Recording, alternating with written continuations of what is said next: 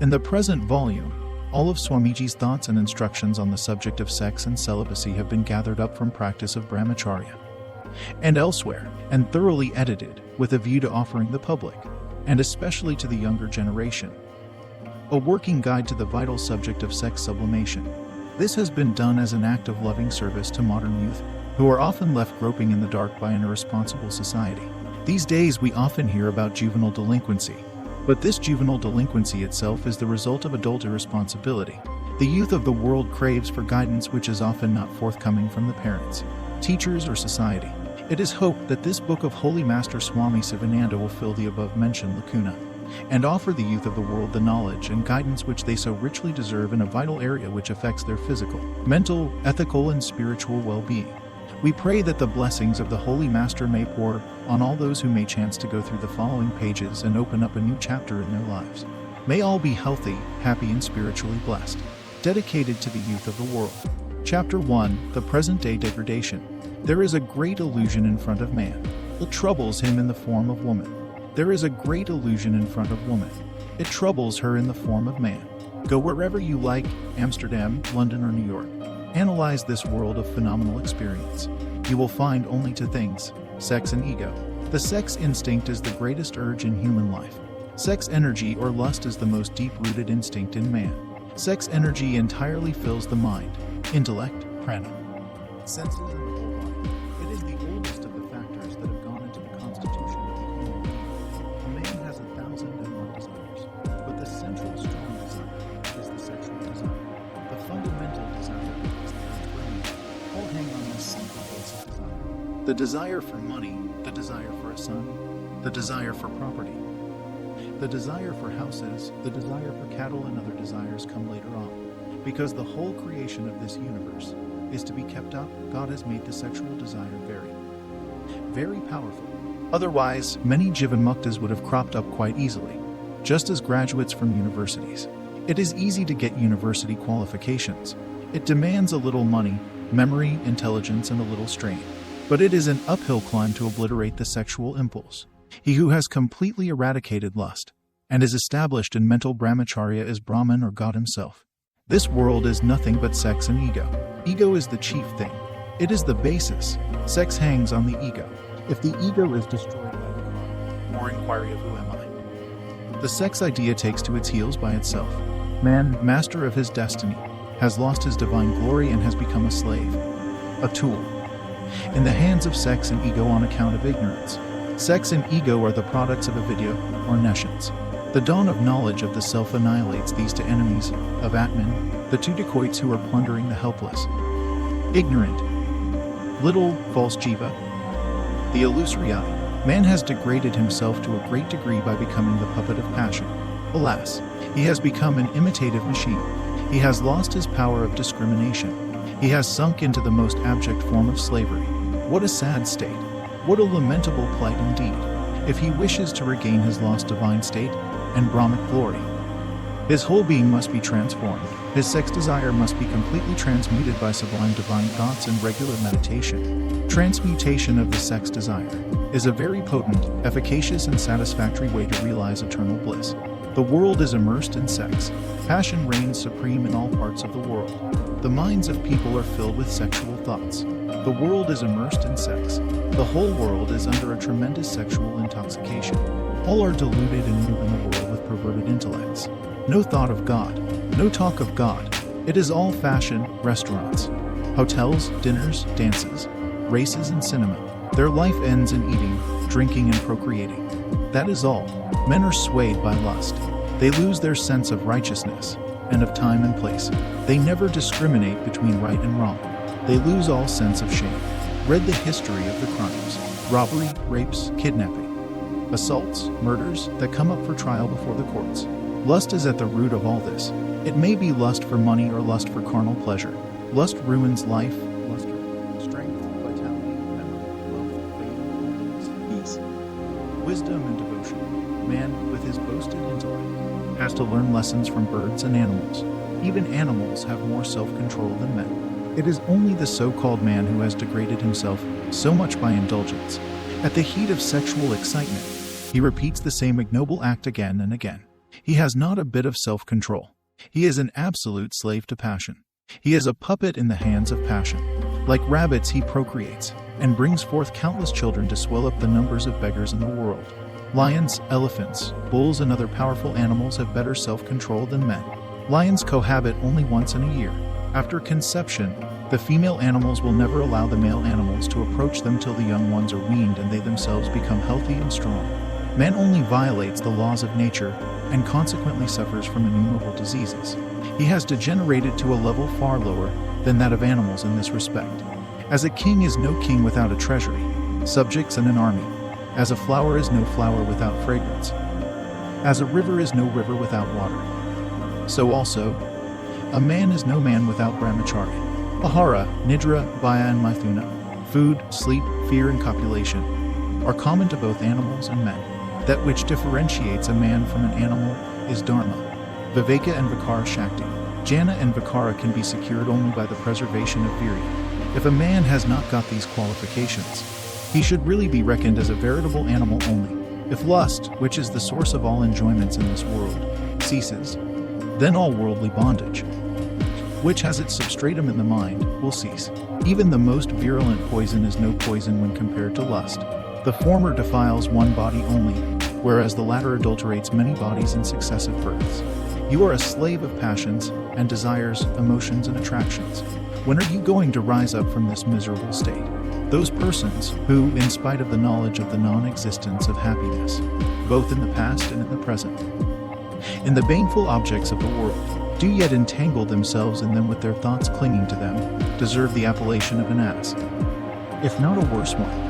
If you do not possess viveka, if you do not try your best for salvation, if you spend your lifetime in eating, drinking, and sleeping, you are a horizontal being only, having to learn some lessons from those animals, which possess far more self-restraint. The sexual degradation that has overtaken mankind today is due directly to the fact that people have assumed that there is a natural sexual instinct in human beings.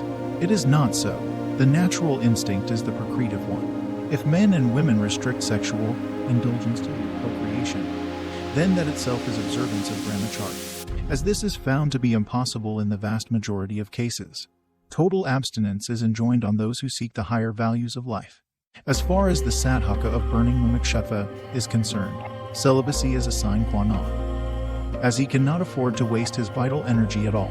The gratification of every worldly desire is sinful. The flesh should be the abject slave of the spirit intent upon divine things. Man was created for a life of spiritual communion with God, but he yielded to the seduction of evil demons, who availed themselves of the sensuous side of his nature to draw him away from the contemplation of the divine and moral goodness, therefore, consists in renouncing all sensuous pleasures and separating from the world through discrimination and dispassion, in living solely after the spirit, in imitating the perfection and purity of God. Sensuality is inconsistent with wisdom and holiness. The great business of life is to avoid impurity. Spiritual sadhana is the answer to sex attraction.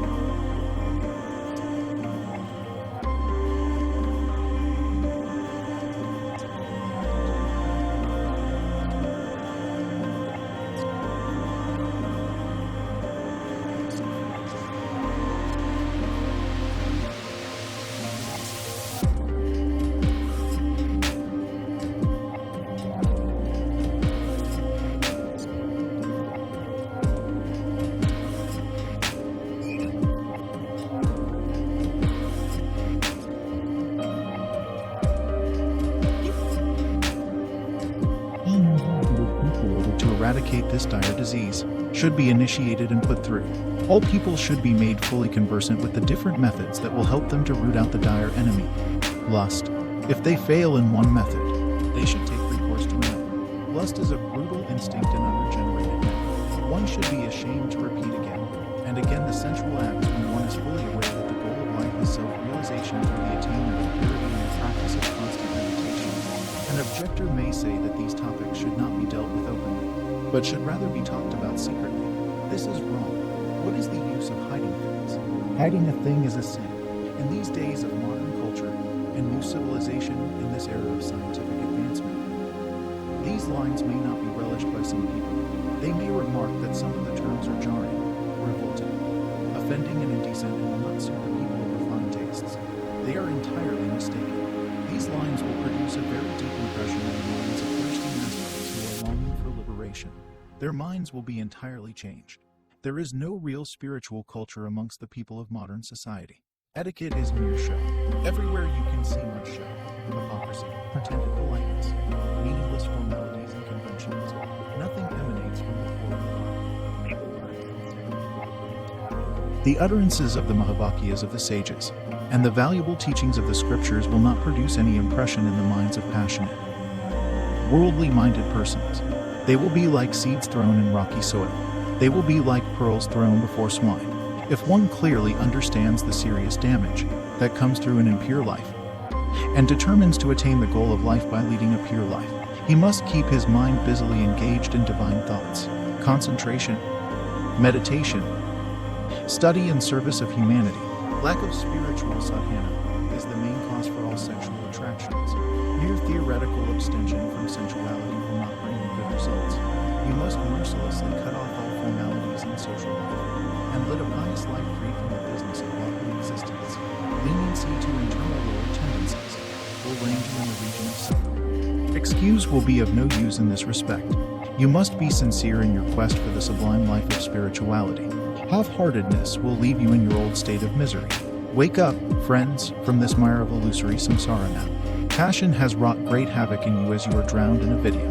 How many millions of fathers, mothers, wives and sons you have had in previous births. This body is full of impurities. What a shame it is to embrace this filthy body. It is mere foolishness only. Give up moha for this body. Also, give up identification with this body by meditating upon the glory of the Shuddha Atman. Give up worship of the body. Worshippers of the body are asuras and rakshasas. Brahmacharya, the need of the hour. My dear brothers and sisters, remember that you are not this perishable body of flesh and bones. You are the immortal, all-pervading Satchidananda Atman. You are the Atman. You are living truth. You are Brahman. You are absolute consciousness. You can attain this supreme state only by leading a life of true brahmacharya. The spirit of brahmacharya must pervade your entire life and all your actions. People talk of brahmacharya, but practical men are rare indeed. A life of continence is really beset with difficulties, but the path becomes smooth for a man of iron determination, patience, and perseverance. We want real, practical men in the field, men who are practical brahmacharis, men who can impress people by their ideal lives. Noble character and spiritual strength. Mere idle talk is of no use whatsoever. We have had enough of idle talkers in the field and on the platforms. Let some practical men come forward and lead the youngsters by their exemplary lives and spiritual aura. Let me remind you once more, example is better than precept. The future well-being of the country rests entirely on the youth. It is the duty of the sannyasins, saints, teachers, professors, and parents to reintroduce the life of celibacy in youngsters. I pray that the educational authorities and the elders will pay their special attention to this vital subject of brahmacharya for the uplift of the future generation. Training of the youth means nation building. The future well-being of India rests entirely on brahmacharya and brahmacharya alone. It is the duty of sannyasins and yogas to train students in brahmacharya and disseminate the knowledge of the Atman far and wide. They can do a lot in improving the situation as they are whole-time men. They should come out of their caves and cuters for lokasangraha. If our motherland wants to rise high in the scale of nations, her children, both male and female, should study the important subject of brahmacharya and all its bearings, understand its supreme importance, and observe the great Brata strictly. In conclusion, I fervently pray, with folded hands, that you all should sincerely struggle hard to control passion, the enemy of peace and prosperity, by sadhana. A true Brahmachari is the real mighty emperor of this world. My silent adorations to all Brahmacharis. Glory unto them. May you be seated firm as Mount Meru in your Satchidananda Swarupa, without any impure, lustful thought. May God bless the aspirants with strength and energy for maintaining brahmacharya. May you, with a pure, stainless mind, unintermittently be in the cognition of your atmic reality. May you, without worldly desires and ambition, rest in that whichever is in the midst of the enjoyer and the enjoyed. May the divine splendor shine in your face. May the divine flame grow brighter in you all. May the divine power and peace abide in you forever. Om Shanti, Shanti, Shanti. Chapter 2. The working of the sex impulse. Man wishes to have children to maintain the race, or line. This is the reproductive instinct. The desire to copulate proceeds from this sexual instinct. The strength of the sexual desire depends upon the sexual impulse. According to the Gita, impulse is vegam or force. Lord Krishna says, "He who is able to endure here on earth, before he is liberated from the body." The force born of desire and passion. He is harmonized. He is a happy man. Impulse is a mighty force. It exerts influence on the mind. It is a force suddenly communicated to the mind. Just as petrol or steam moves the engine, the instincts and impulses move this body. The instincts are the prime movers of all human activities. They give a push to the body and move the indriyas to action. The instincts create habits. The instinctive impulses supply the driving power, by which all mental activities are kept up. These impulses are mental forces. They operate through the mind and the intellect. They mold the life of a man.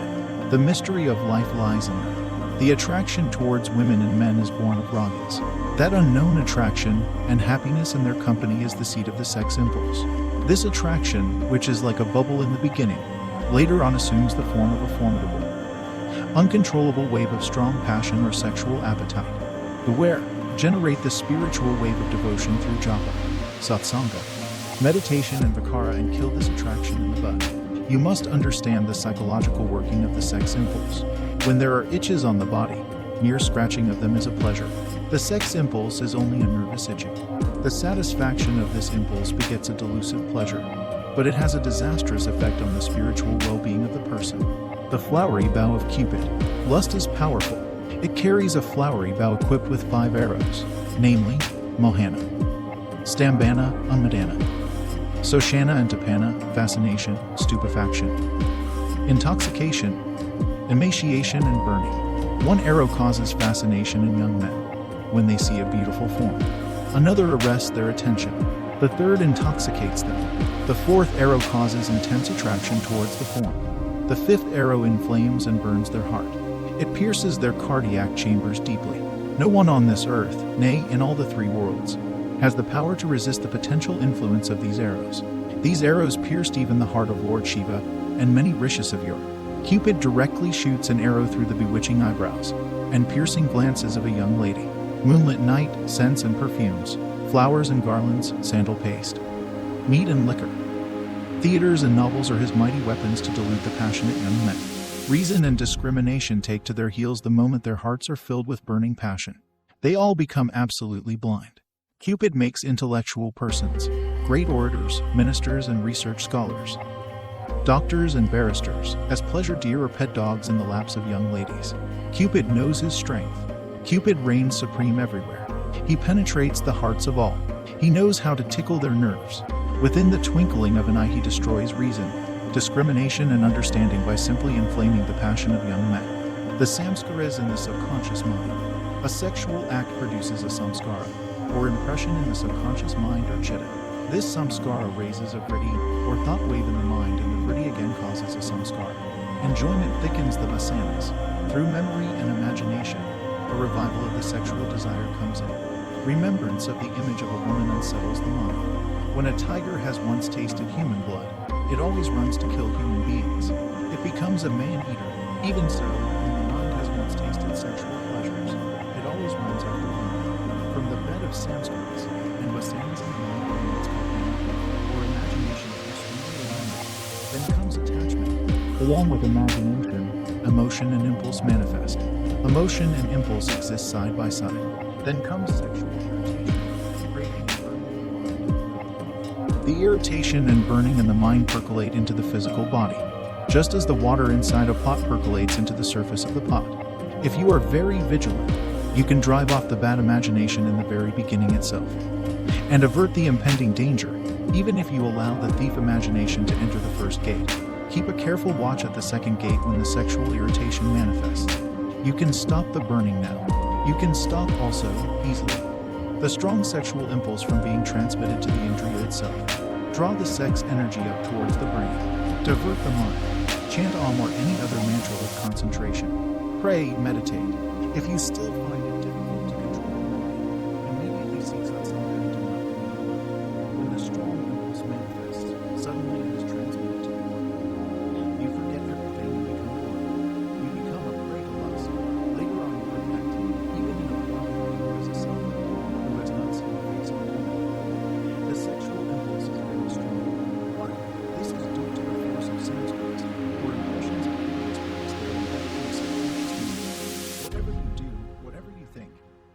lodged or printed or indelibly impressed in the layers of the chitta or subconscious mind. These impressions can be burnt or obliterated only by the dawn of knowledge of the Atman, or the Supreme Self. When the sexual vasana fills the whole mind and body, the samskaras assume the form of vaporous waves and torment the whole body. It is easy to control the conscious mind, but it is very difficult to control the subconscious mind. You may be a sannyasi, you may be a moral man. Mark how the mind behaves or conducts itself in dreams. You begin to steal in dreams. You commit adultery in dreams. The sex impulses, ambitions, and low desires are all ingrained in your deep-rooted in the subconscious mind. Destroy the subconscious mind, and its samskaras through the heart. Brahmacharya and meditation on its mind. The man who is established in mental brahmacharya can never have even a single thought of evil in dreams. He can never have a bad dream. There is a lack of vikara, or viveka in dream. That is the reason why you get bad dreams, even though you are pure in the Jagrat state through the power of viveka and vikara. An aspirant complains, as I continue meditation, layer after layer of impurities keep rising from the subconscious mind. Sometimes they are so strong and formidable that I am bewildered as to how to check them. I am not perfectly established in truth and in brahmacharya. The old habits of lust and of speaking lies are still lurking in me. Lust is troubling me vigorously. The very idea of women agitates my mind. My mind is so sensitive that I am not able to think of it. As soon as the thought comes in the mind, my sadhana gets disturbed, and also, the peace of the whole day is spoiled. I advise my mind, coax it, frighten it, but it is of no avail. My mind revolts. I do not know how to control this passion. Irritability, egoism, anger, greed, hatred, and attachment are still lurking in me. Lust is my chief enemy, and it is a very strong one too. I request you to be kind enough to advise me as to how to destroy it. When the impurities emerge from the subconscious mind and come to the surface of the conscious mind with formidable force, do not try to resist them. Instead, repeat a mantra vigorously, thinking of nothing else. Do not think of your defects or evil qualities much. It is enough if you introspect and find out your defects. Do not try to attack the evil qualities. Then they will show their long faces. Develop positive virtues. Do not worry yourself by often thinking, I have got so many defects and weaknesses. Cultivate sattvic virtues through meditation and by the development of positive qualities, through the Pratipaksha Bhavana method. All the negative qualities will die by themselves. This is the right method. You may become old, your hair may turn gray, but your mind is ever young. The capacity may vanish, but the craving remains even when you have reached advanced senility. Cravings are the real seeds of birth. These craving seeds give rise to sankalpa and action. The wheel of samsara is kept revolving by these cravings. Nip them in the bud, then only will you be safe. Brahma Bhavana, Brahma Kintana, meditation on Om and devotion will root out these craving seeds which are laid deep. You will have to dig them out properly in various corners and burn them beyond resurrection. Then only will your efforts bear the fruit of nirvikalpa samadhi. One student writes to me, the impure flesh and skin appear to me as very pure and good. I am very lustful. I try to develop mentally the bottle of seeing the mother in all women. I prostrate before a lady mentally, thinking that she is an image of goddess Kali. And yet my mind is extremely lustful. What shall I do now? I desire again and again to have a glimpse of a beautiful lady. Obviously, Vairagya and discrimination have not dawned in his mind even yet. The old vicious samskaras and vasanas are very powerful. Even a pure brahmachari will be troubled in the beginning by curiosity. He will be curious to know and feel what sort of happiness sexual enjoyment will give. He thinks sometimes, let me have the carnal knowledge of a woman once. Then I will be able to root out this sexual impulse and desire completely. This sexual curiosity is troubling my approach. Mine wants to be this brahmachari. Maya habits of curiosity. Curiosity is transmuted into a strong desire. Enjoyment cannot bring satisfaction or desire. The wise way is to kill the strong curiosity or inquire about the process by totally fasting meditation and by thinking of the brahmacharya and the defects of the impure life. How to gauge your own mental purity. The sight of a young beautiful girl produces a passion and young attraction and agitation in the mind, piercing the cries and intensity. If these symptoms are absent, then it is a sign to do what needs to happen. The sight of a pure young animals, etc.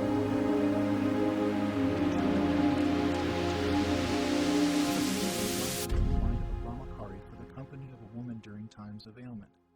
If there is a strong desire to be in her company, if there is a desire to play and joke with her, if there is a desire to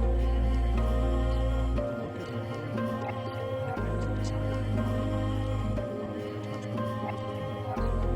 to remember that lust is still there is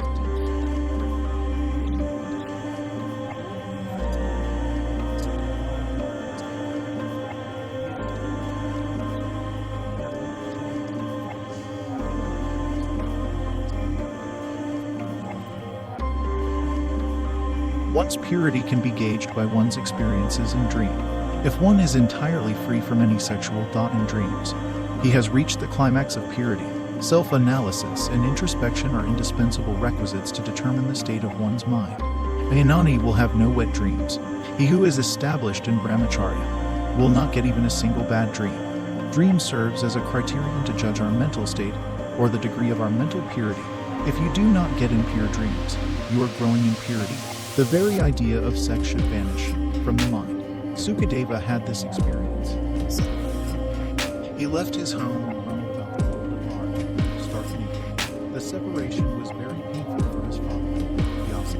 Vyasa went out in search of his son. While he passed by the fountain, the apsaras, who were freely indulging in it, felt ashamed and put on their clothes hastily. Vyasa said, "Very strange indeed. I am old. I am putting on clothes. But when my son passed this way naked, you kept quiet and you remained immovable." The apsaras replied, "O venerable sage, your son knows not the end only. But you know, eradication of lust is no easy task. You will have to search out carefully this dark lust that runs hidden in the various corners of the heart. Just as the fox hides itself within the bush, so also this lust hides itself in the substratum and corners of the mind. You can detect its presence only if you are vigilant. Intense self-examination is very necessary.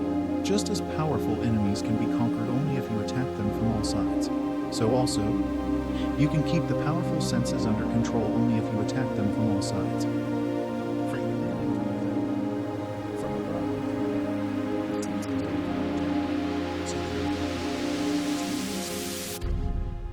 Restriction in diet, japa. Meditation, vikara. Self-restraint, thought control.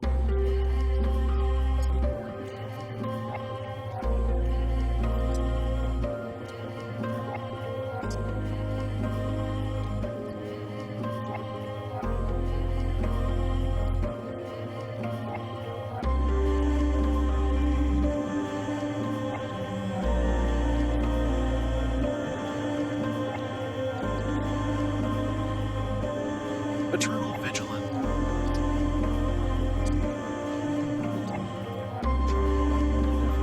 Just as a machine gun is necessary to kill a powerful enemy, so also, constant, vigorous, powerful supplement is necessary to eliminate this powerful enemy. Lust.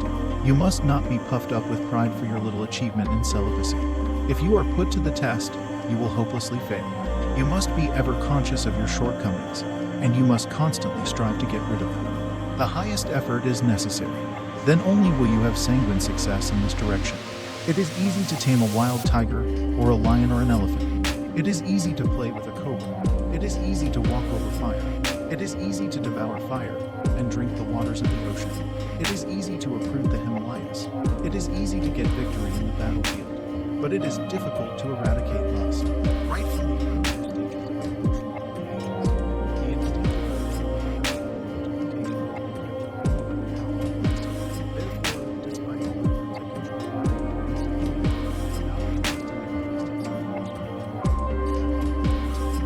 all the same, we need not despair. Lust cannot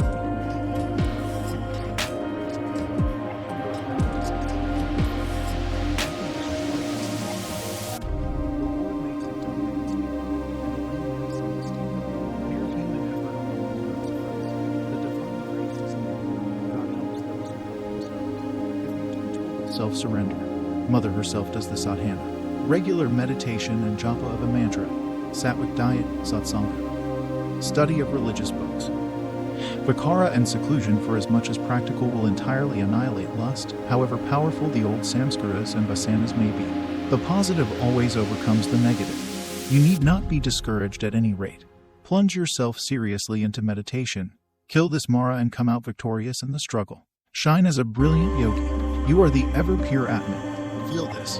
Sexual impulses can, with difficulty, be controlled. A rebellion of the sexual impulses takes place when you attempt to control them. Constant japa and meditation for a long period are necessary to direct the sex energy into the spiritual channel.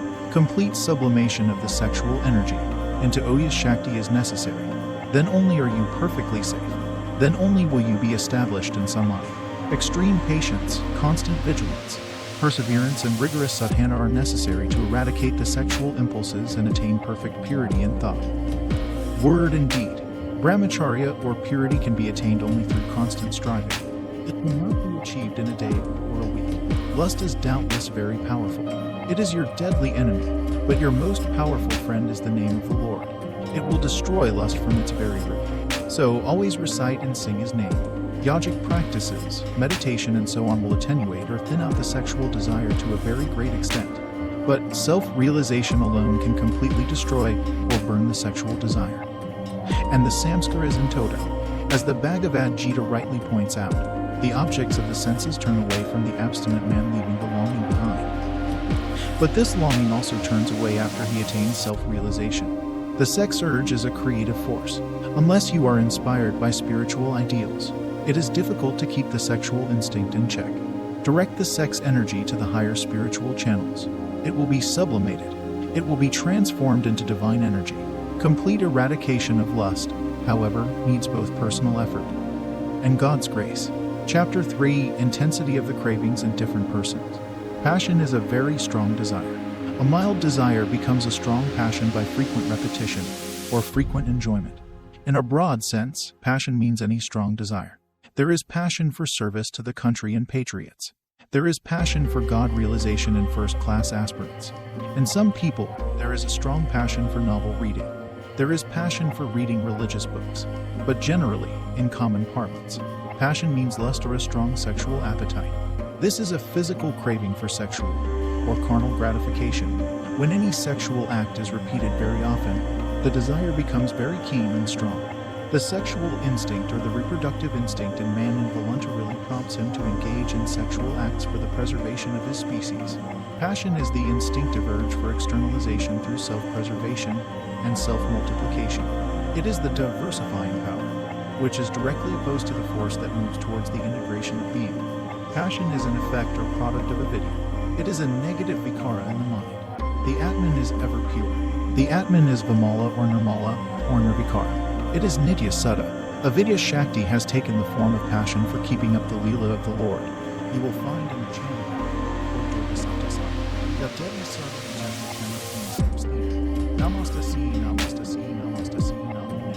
It means, I bow to that Devi who has taken the form of passion, desire in all these beings.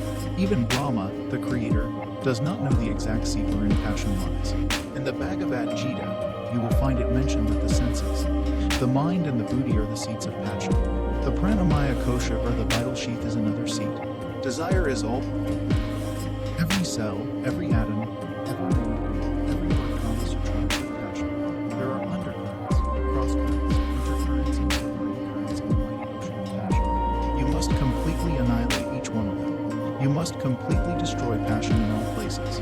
Passion is a vritti or modification that arises from the mind late when the Ramak mood predominates. Rajasic foods such as meat, fish, and eggs, Rajasic dress, and the Rajasic way of living. Sense, novel reading, cinema, talk on sensual things. Bad company, liquor, intoxicants of all description, tobacco.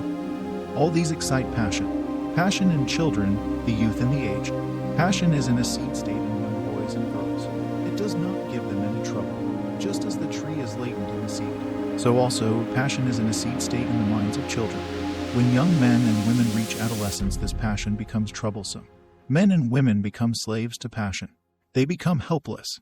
There is not much difference in sex between a male and a female. A boy and a girl, when they are very young, when they attain puberty, there is a drastic change.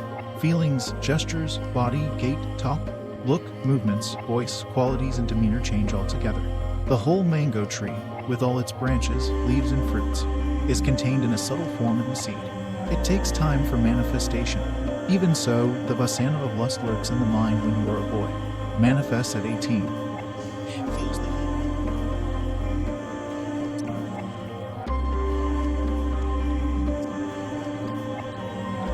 and mischief.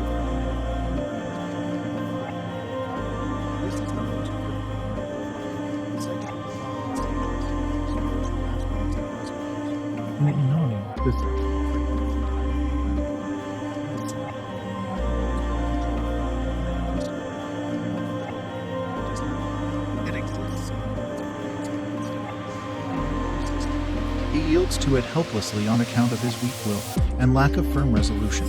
In a Yanani or a sage, no sensual thoughts will crop up in the mind. There will not be any difference in feeling when he sees a beautiful young girl, a child, or an old lady. He will see the one underlying, eternal, immortal self in a female and a male. He will not have any difference of feeling when he touches a book, a log, a piece of stone, and the body of a female. There is no idea of sex in the mind. Such must be the condition of mind of a man who is established in brahmacharya. In an aspirant there may be occasional sexual thoughts, but they must be kept under check. In this way they cannot do any harm. A passionate householder, however, becomes a prey to sexual thoughts. A passionate man of the world wants the constant company of his wife. The idea of sex is amazing. It is very powerful. He wants everything to be done for him by his wife. Then only he is pleased. This is simply due to passion.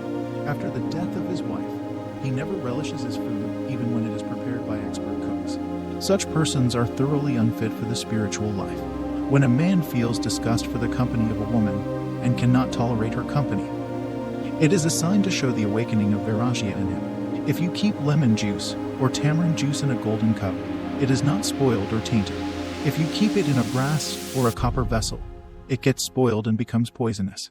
Even so, if there are some vishaya vritis, or sensual thoughts in the pure mind of a person who practices constant meditation, they will not pollute the man and induce vikara, or passionate excitement. But if there are sensual thoughts in persons with impure minds, they cause immediate excitement in them when they come across sensual objects. In the vast majority of persons, the sexual craving is very intense.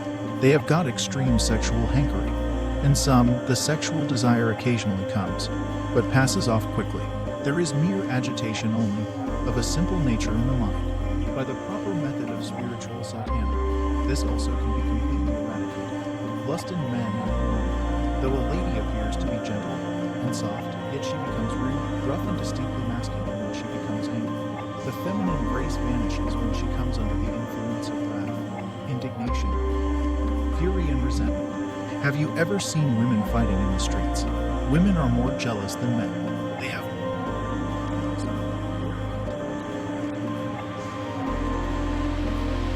They are more emotional. Males are more rational, though females are more passionate, yet they have more power and restraint than males. After enticing men, they keep quiet. The real culprit is the man alone. He is aggressive. It is he who tastes the forbidden fruit first. He is active. He goes out of control and loses his intellect, power of understanding, and judgment when he is under the grip of passion and becomes the sporting lapdog of woman. When once man falls into the trap, or net spread out, there is no escape. Only his place. She only tempts and taunts man. She inflames and excites the heart of man. She smiles and glances, and keeps quiet. She waits. But man is the aggressor. He is the real culprit. Man is the worst culprit. He is the real seducer. He is the oppressor. He is the one.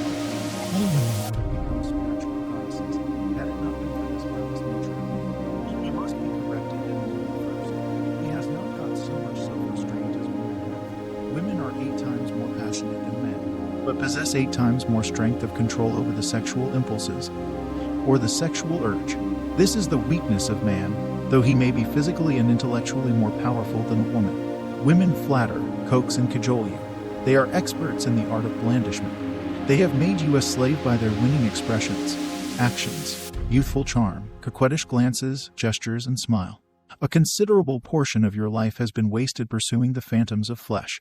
Women appear charming only for a short time, but turn destructive of health and happiness soon after. Beware of these these temptresses, who entangle you by their blandishments. Pass your remaining days japa and meditation.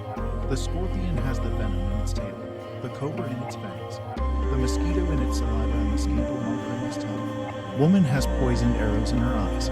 She sends the message of passion to the lustful youth, and pierces their heart through the poisoned arrows that dart from her piercing glances. But she cannot do any harm to a viveki who is always on the alert, and who sees the doshas of a woman and who knows the sat, chit, and anda. Hear nature of Atman. There are tongues and telegraphic instruments in the eyes of young passionate ladies. They send their love shafts and love messages through their smiling glances to passionate young men and thereby allure and bewitch them. Those young men who have no discrimination are excited by these love messages and become a prey to lust. They become pleasure deer or sporting lap dogs of ladies, though they possess academic education and hold high position and title. What a shame! Reason, will, intellect vanish altogether. O aspirants, do not be very familiar with any woman. You should not sacrifice a noble ideal of life for the sake of pleasing a bewitching woman. Think of the composition of the body. Keep the mental image of the dead body of a woman, or a skeleton whenever passion troubles you. You will slowly gain strength to subdue the passion. Vairagya will slowly dawn. The cause for attraction towards women is the presence of vasanas, or subtle desires in the mind. Wipe them out. There will be no attraction. Those who have renounced women and money have really renounced the world. Chapter 4. Sex is in the imagination. Sex is the distinction between male and female. It is a mental creation. It is a kalpana or imagination. There is no sex.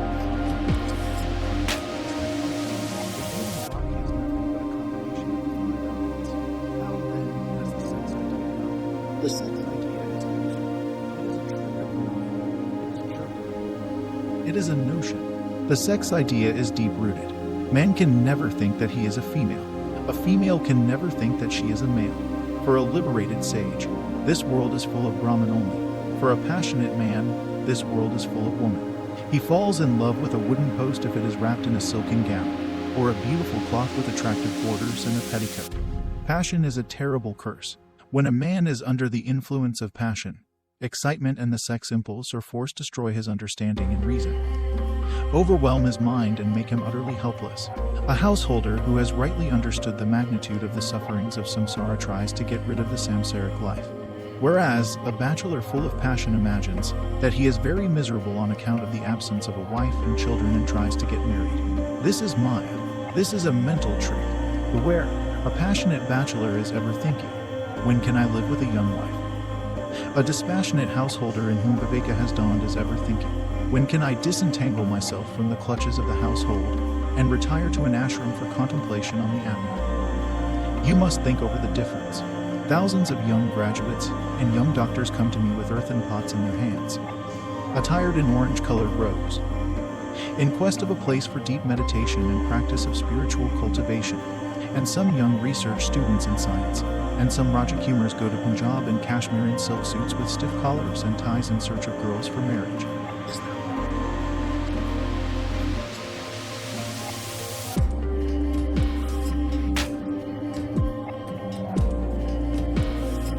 Mysterious is Maya. Mysterious is Moha. Try to understand the riddle of life and the riddle of the universe. Beauty is a mental concept. Maya havocs through the imagination of the mind. Woman is not beautiful, but the imagination is beautiful. Food is not palatable, but the imagination is palatable. One is not weak, but the imagination.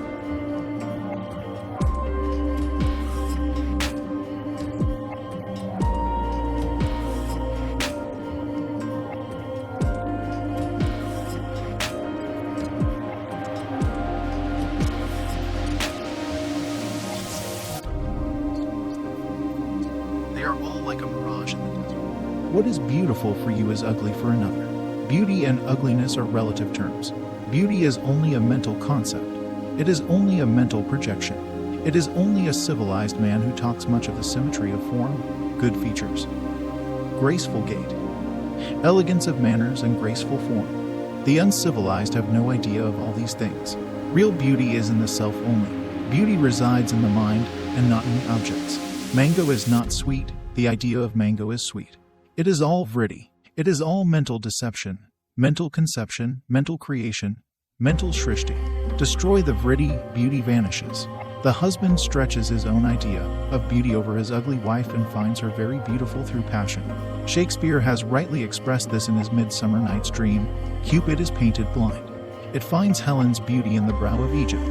The Indriyas and the mind delude you at every moment. They are your real enemies. Beauty is a product of mental creation. Beauty is a product of the imagination. An ugly woman appears very beautiful in the eyes of her husband. Where is the beauty, my dear friends? In the wrinkled skin of an old woman. Where is the beauty when your wife is bitter? Where is the beauty when your wife gets angry? Where is the beauty in the dead body of a woman? The beauty in the face is a mere reflection. The real undecaying beauty of beauties, the fountain of beauties, can be found in the Atman only. You have ignored the substance and caught hold of a broken piece of glass. What a serious blunder have you committed by your impure thoughts, impure mind, impure booty, and impure way of living. Have you realized your mistake? Will you open your eyes at least now? A beautiful wife is very true. She is very sweet when she is young, when she smiles, when she puts on a beautiful dress, when she sings and plays on the piano or the violin, when she dances in the ballroom.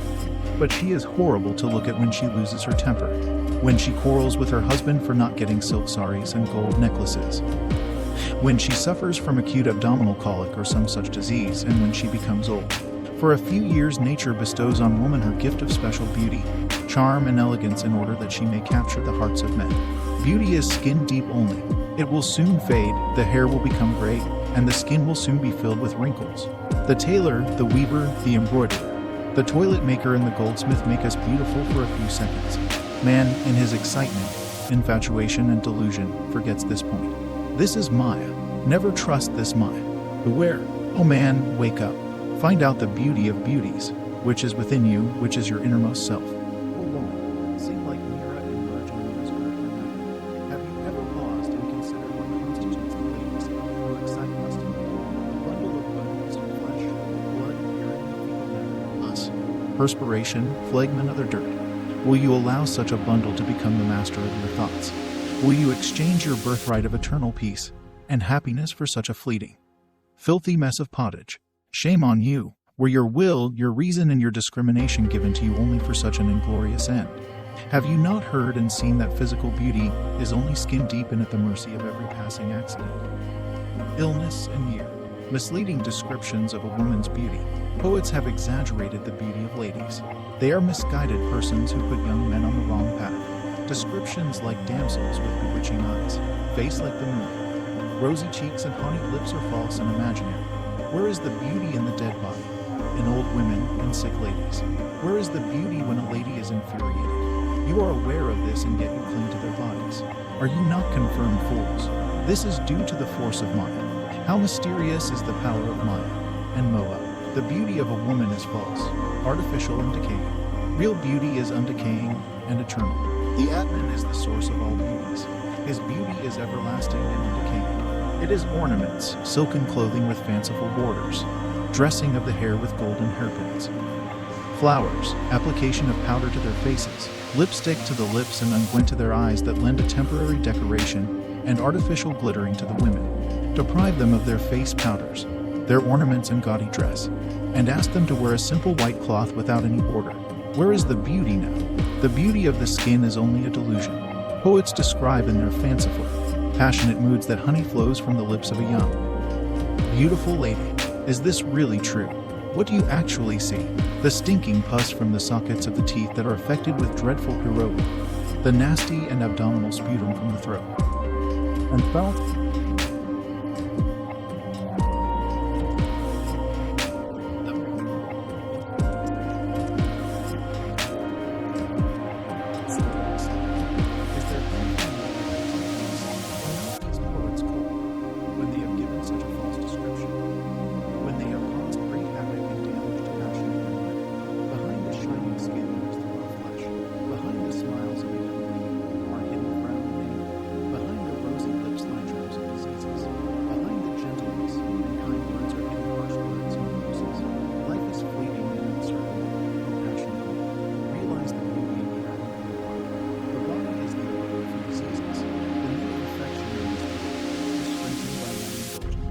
It has entwined its thick knotted twine around your neck. Minus skin, minus dress, minus ornaments. Woman is nothing. Just imagine for a moment that her skin is removed.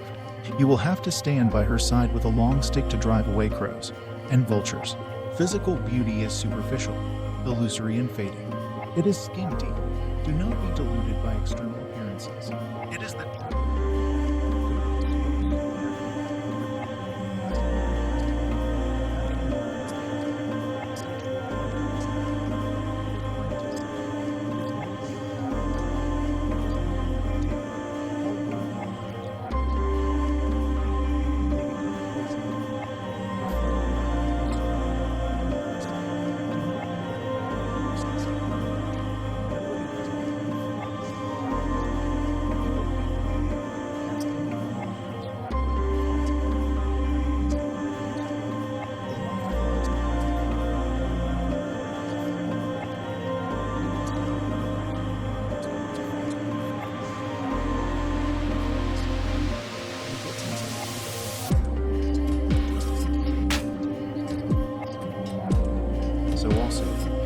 You have entangled yourself in the meshes of your own desires. Tear the meshes by the knife of dispassion, and soar high in the realm of eternal peace on the wings of devotion and knowledge. A passionate man is a truly blind man. Though he may be an intellectual man, he becomes blind when he is under the sway of sexual excitement. His intellect proves to be of no use when he suffers from this kind of blindness. Pitiable is his lot. Satsanga, prayer, japa, inquiry, and meditation will eradicate this dire disease and bestow on him the eye of wisdom. There is no sex in the elements. There is mind in the body which is made up of these elements.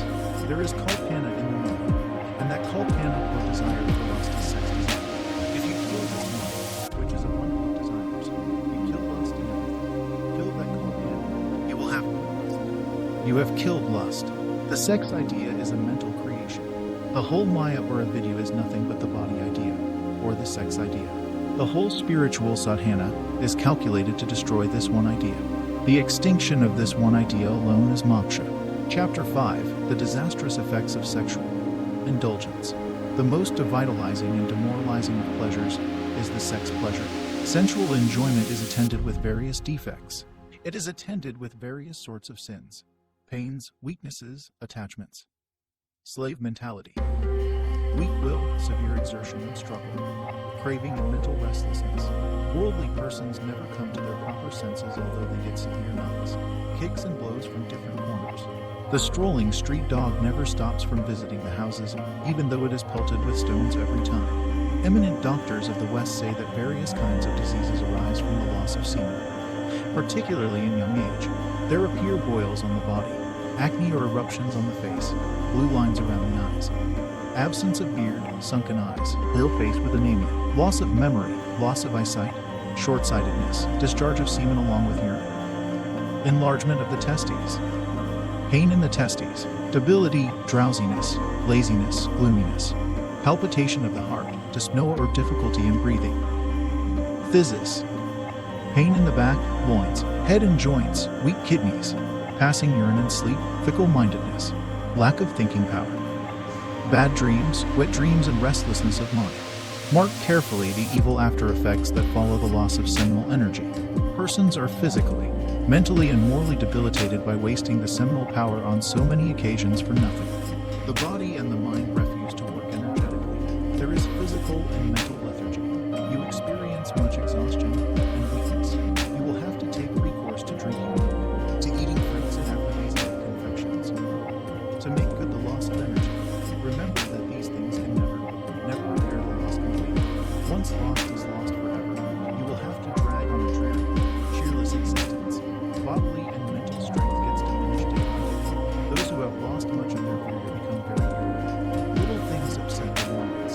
Those who have not observed the vow of celibacy become enslaved to envy, jealousy, laziness, and fear. If you have not got your senses under control, you venture to do foolish acts which even children will not dare to do. He who has wasted the vital energy becomes easily irritable, loses his balance of mind, and gets into a state of explosive fury for trifling things. When a man becomes furious, he behaves improperly. He does not know what he is exactly doing as he loses his power of reasoning and discrimination. He will do anything he likes. He will insult even his parents, teacher, and respectable person. If he hugs, good behavior must preserve the vital energy. Preservation of this divine energy leads to the attainment of strong willpower.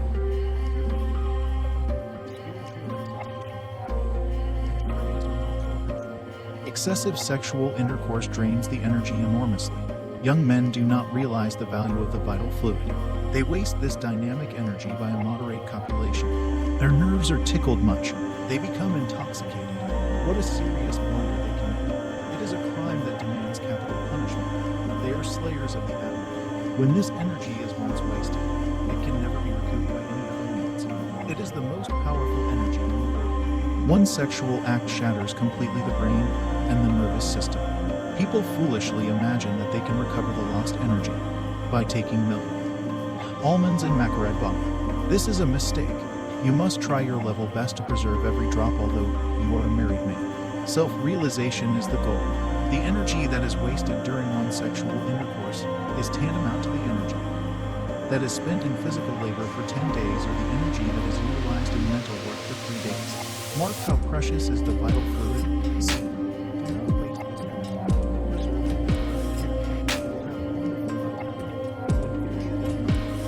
It is all transmuted into Shakti or spiritual energy and stored up in the brain. Western doctors know little of this sacred. Most of your ailments are due to excessive seminal loss. Wet dream and voluntary copulation, a vital difference. A sexual act shatters the nervous system. The whole nervous system is shaken or agitated during the act. There is excessive loss of energy. More energy is wasted during coition. But it is not so when emission occurs during the dreaming state. In a wet dream, it may be the outflow of the prostatic juice only. Even if there is loss of the vital fluid, there is not much dreaming. The actual essence does not come out during wet dreams. It is only the watery prostatic juice with a little semen that is discharged during nocturnal pollutions.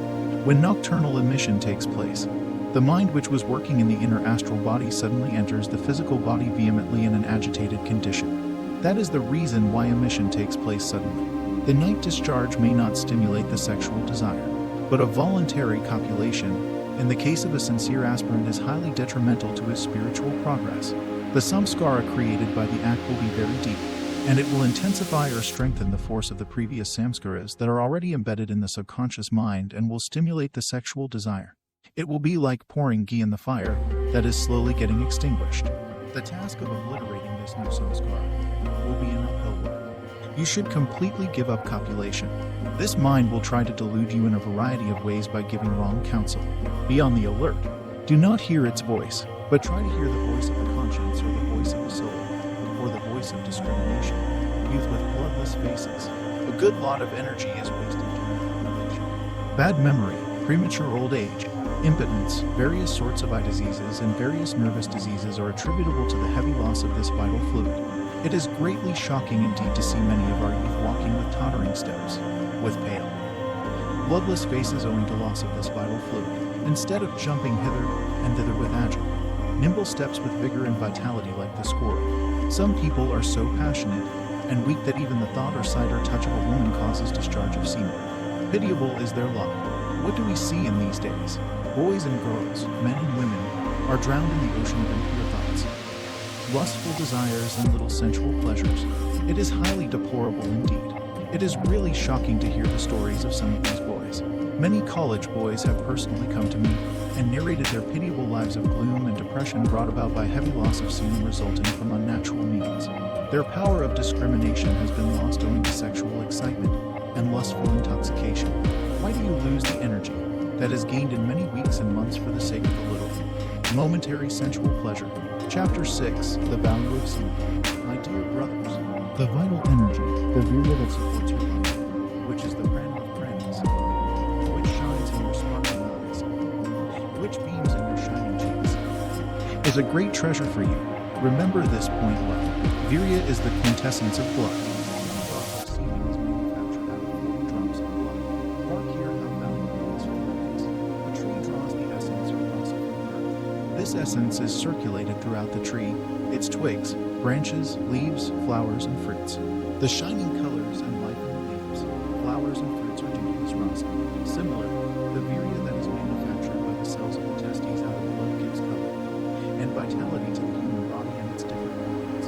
According to our Veda, semen is the last act that is mind is manufactured child. Out of child comes blood. Out of blood comes flesh. Out of flesh comes fat. Out of fat comes bone. Out of bone comes marrow. Out of marrow comes semen. These are the sapta datas, or the 7 datas that support this life and body. Mark here how precious is semen. It is the last essence. It is the essence of essences. The virya comes out of the very marrow that lies concealed inside the bones. There are 3 divisions in each data. Semen nourishes the physical body, the heart and the intellect. Only that man who uses the physical body, the heart and the intellect can have perfect brahmacharya. A wrestler who uses his physical body only, but keeps the intellect and the heart undeveloped, cannot expect to have full brahmacharya. He can have brahmacharya of the body only, but not of the mind and the heart. The semen that belongs to the heart and the mind will certainly flow out. If an aspirant does only japa and meditation, if he does not develop the heart, and if he does not practice physical exercise, he will have only mental brahmacharya. The portion of the semen, which goes to nourish the heart and the body, will flow out. But an advanced yogi who dives deep in meditation will have full brahmacharya even if he does not take physical exercise. Semen is the quintessence of food, or blood. 1 drop of semen is manufactured out of 40 drops of blood according to modern medical science. According to our Veda, it is elaborated out of 80 drops of blood. The two testes or seeds that are located in the scrotal bag are called secretory glands. The cells of these testes have been endowed with the peculiar property of secreting semen from the blood. Just as bees collect honey in the honeycomb drop by drop, so also the cells of the testes collect semen drop by drop from the blood. Then this fluid is taken by the 2 ducts or tubes to the vesicula seminalis. Under excitement, it is thrown out by special ducts, called ejaculatory ducts, into the urethra where it is mixed with the prostatic juice. Semen is found in a subtle state in all the cells of the body. Just as sugar is all-pervading in the sugar cane, butter and milk, so also semen is pervading the whole body. Just as the buttermilk is thin after the butter is removed, so also semen is thin by its wastage. The more the wastage of semen, the more is the weakness. In the Yoga Shastras it is said, Maranam bindu patnat, Javanam bindu rakshanat. Falling of semen brings death. Preservation of semen gives life. Semen is the real vitality in man. It is the hidden treasure in man. It imparts brahmachayas to the face and strength to the intellect. Modern medical opinion. Eminent European medical men also support the statement of the Yojans of India. Dr. Nicole says, it is a medical and physiological fact that the best blood in the body goes to form the elements of reproduction in both the sexes. In a pure and orderly life, this matter is reabsorbed. It goes back into circulation ready to form the finest brain, nerve and muscular tissues.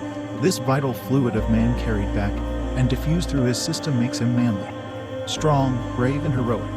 If wasted, it leaves him effeminate, weak and physically debilitated and prone to sexual irritation and disordered function, a wretched nervous system, epilepsy, and various other diseases and death. The suspension of the use of the generative organs is attended with a notable increase of bodily and mental and spiritual vigor. If the spermatic secretion in men is continuous, it must either be expelled or be reabsorbed. As a result of the most patient and persevering scientific investigations, it has been found that whenever the seminal secretions are conserved and thereby reabsorbed into the system, it goes towards enriching the blood and strengthening the brain. Dr. D.O. Lewis thinks that the conservation of this element is essential to strength of body, vigor of mind, and keenness of intellect. Another writer, Dr. E.P. Miller, says, all waste of spermatic secretions, whether voluntary or involuntary, is a direct waste of the life force. It is almost universally conceded that the choicest element of the blood enters into the composition of the spermatic secretion. If these conclusions are correct, then it follows that a chaste life is essential to man's well-being. Mind, prana, and virya. Mind, prana, and virya are the 3 links of one chain. They are the 3 pillars of the edifice of the Jivatman. Destroy one pillar, mind, prana, or virya, and the whole building will fall to pieces. Mind, prana, and virya are one. By controlling the mind, you can control prana and semen. By controlling prana, you can control the mind and semen. By controlling semen, you can control the mind and prana. Mind, prana, and virya are under the one sambandha, or connection or circuit. If the mind is controlled, prana and virya are controlled automatically. He who suspends or restrains prana restrains also the working of the mind and the movement of the virya. Again, if the virya is controlled, and if it is made to flow upwards into the brain by pure thoughts, the mind and the prana are automatically controlled. The mind is set in motion or rendered active by the things, the vibration of prana and the vasanas or subtle desires. Where the mind is absorbed, there the prana is restrained, and where the prana is fixed, there the mind also is absorbed. Mind and prana are intimate companions, like a man and his shadow. If the mind and the prana are not restrained, all the organs of sensation and action keep actively engaged in their respective functions. When a man is excited by passion, the prana is set in motion. Then the whole body obeys the dictate of the mind, just as a soldier obeys the command of his commander. The vital air or prana moves the internal sap, or semen. The semen is put into motion. It falls downwards, just as the clouds burst into rainwater, just as the fruits, flowers and leaves of the trees drop down by the force of the blowing winds. If the virya is lost, prana gets unsteady, prana is agitated. The man becomes nervous. Then the mind also cannot work properly. The man becomes fickle-minded. There is mental weakness. If the prana is rendered steady, the mind also becomes steady. If the virya is steady, the mind also is steady. If the virya is steady, the mind also is steady. If the drishti or vision is steady, the mind also becomes steady. Therefore, control the prana, the virya and the drishti. God is rasa. Rasa is virya, the vital fluid or semen. You can get eternal bliss by the attainment of rasa, or virya alone. Grasp fully the importance and value of this vital essence of life. Virya is all power. Virya is all money. Virya is God. Virya is God in motion. Virya is dynamic will. Virya is Atma. Virya is God's being. The Lord says in the Gita, Purusha Rishi, I am the seed or virility in men. Virya is the essence of life, thought, intelligence, and consciousness. Therefore, preserve this vital fluid very, very carefully, my dear readers. Chapter 7, the meaning of Brahmacharya. Brahmacharya literally means a karma, or conduct that leads to the realization of Brahman or one's own self. It means the control of semen, the study of the Vedas and contemplation on God. The technical meaning of Brahmacharya is self-restraint, particularly mastery of perfect control over the sexual organ or freedom from lust and thought. Word and deed. Strict abstinence is not merely from sexual intercourse, but also from autoerotic manifestations, from homosexual acts, and from all perverse sexual practices. It must further involve a permanent abstention from indulgence, an erotic imagination, and voluptuous reverie. All sorts of sex anomalies and evil habits of various sorts like masturbation and sodomy must be completely eradicated. They bring about a total breakdown of the nervous system and immense misery. Brahmacharya is purity in thought, word, and deed. It is celibacy and continence. Brahmacharya is the vow of celibacy. The term celibacy is from the Latin celos, meaning unmarried or single, and signifies the state of living unmarried. But Brahmacharya is not mere the celibate. It includes the control not only of the sex or reproductive indriya, but also of all other indriyas and thought, word, and deed. This is the definition of Brahmacharya in a broad sense of the term. The door to nirvana or perfection is complete Brahmacharya. The avenue to the abode of supreme peace begins from Brahmacharya, or purity. Brahmacharya is absolute freedom from sexual desires and thoughts. A real Brahmachari will not feel any difference in touching a woman, a piece of paper, or a block of wood. Brahmacharya is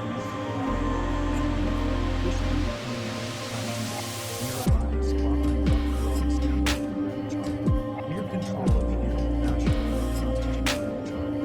This is incomplete Brahmacharya. You must control all organs. The ears that want to hear lustful stories. The lustful eye that wants to see objects that excite passion. The tongue that wants to taste exciting things. The skin that wants to touch exciting objects. To look lustfully is adultery of the eyes. To hear anything that excites passion is adultery of the ears. To speak anything that excites passion is adultery of the tongue. The eight breaks in Brahmacharya. You should carefully avoid the 8 kinds of enjoyment, namely, sarshan, passion or sorrow, sparshan or touching, kelly or play.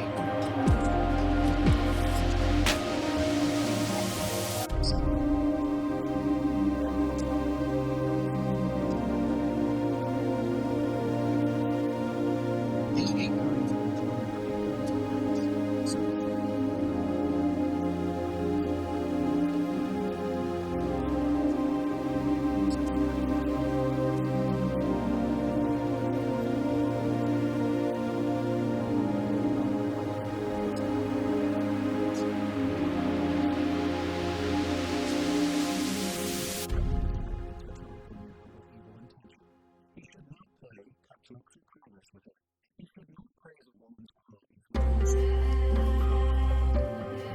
Speak to a woman in secrecy.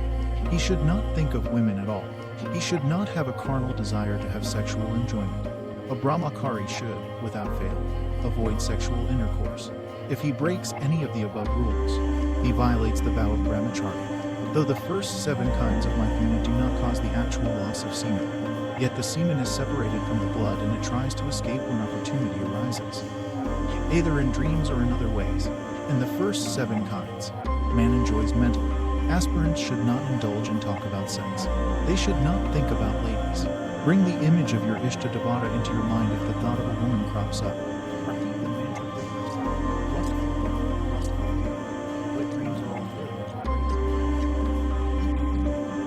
Give up drishti dosha or lustful look. A lustful look itself is a break in brahmacharya. There is internal discharge.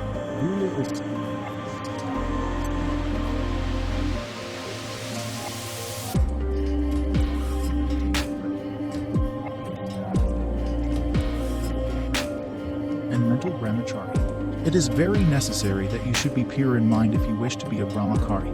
Mental brahmacharya is more important. You may succeed in physical brahmacharya, but you must succeed in mental brahmacharya also. That state of mind wherein no single sexual thought enters the mind is termed mental brahmacharya. If thoughts are impure, the sex impulse will be very strong. Brahmacharya depends upon regulating the whole course of life. When you cannot control the lustful thoughts, at least control the physical body. Physical brahmacharya must be strictly practiced at first. Control the body when the sex impulse troubles you. Mental purity or mental brahmacharya will gradually manifest. Surely it is better to control the karma indriyas, at least than to indulge actually in sensual pleasures. Gradually the thoughts will be purified if you persist in your japa and meditation. Eventually there will be direct control of the mind also. A sexual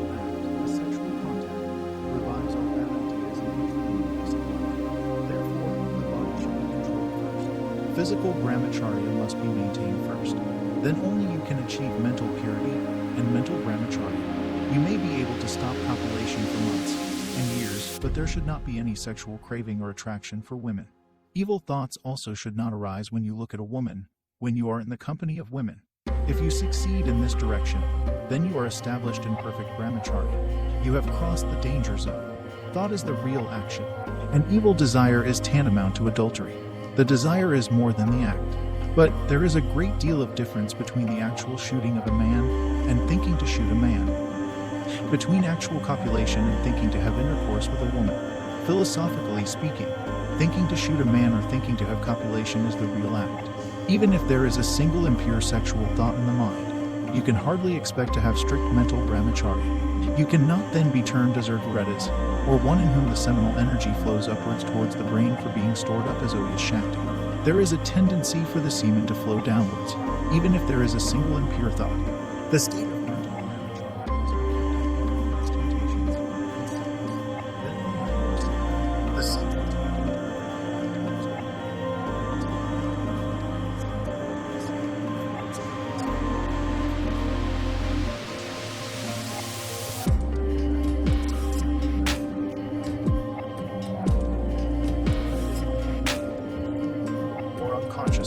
The force that drags you is hidden passion. The sex energy has not been sublimated thoroughly. The vital being or pranamaya kosha has not been regenerated and purified perfectly. This is the reason why impure thoughts enter your mind. Do more japa and meditation. Do selfless service in some form for the society. You will soon attain purity. Learn to cleanse your mind with the water of purity or celibacy, with the soap of divine love. How can you expect to become pure internally by merely washing the body with soap and water? Internal purity is more important than external purity. Continue the life of brahmacharya. Herein lies your spiritual progress and realization. Do not give a new lease of life to this dire enemy lust by repetition of the sinful act. Keep the mind fully occupied. Intense musing on the objects of sense does more harm to the inner spiritual life than actual sense gratification. If the mind is not rendered pure by sadhana, mere mortification of the external senses will not produce the desired effect. Although the external senses are mortified, their internal counterparts, which are still energetic and vigorous, revenge upon the mind and produce intense mental disturbance and wild imagination. It is the mind that really does all actions. A desire arises in your mind, and then you think. Then you proceed to act. The determination.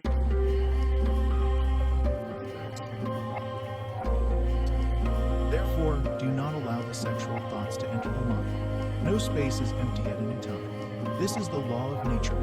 If one thing is removed from a place, immediately another comes in to take its place. The same law holds good in the case of the inner mental world also. Therefore, it is necessary to entertain sublime divine thoughts to replace evil thoughts. As you think, so you become. This is the immutable psychological. The vicious mind is gradually demonized by entertaining divine thoughts. A common complaint. There is always a complaint amongst the mind to make a good success in brahmacharya to support advanced efforts and sincere practices.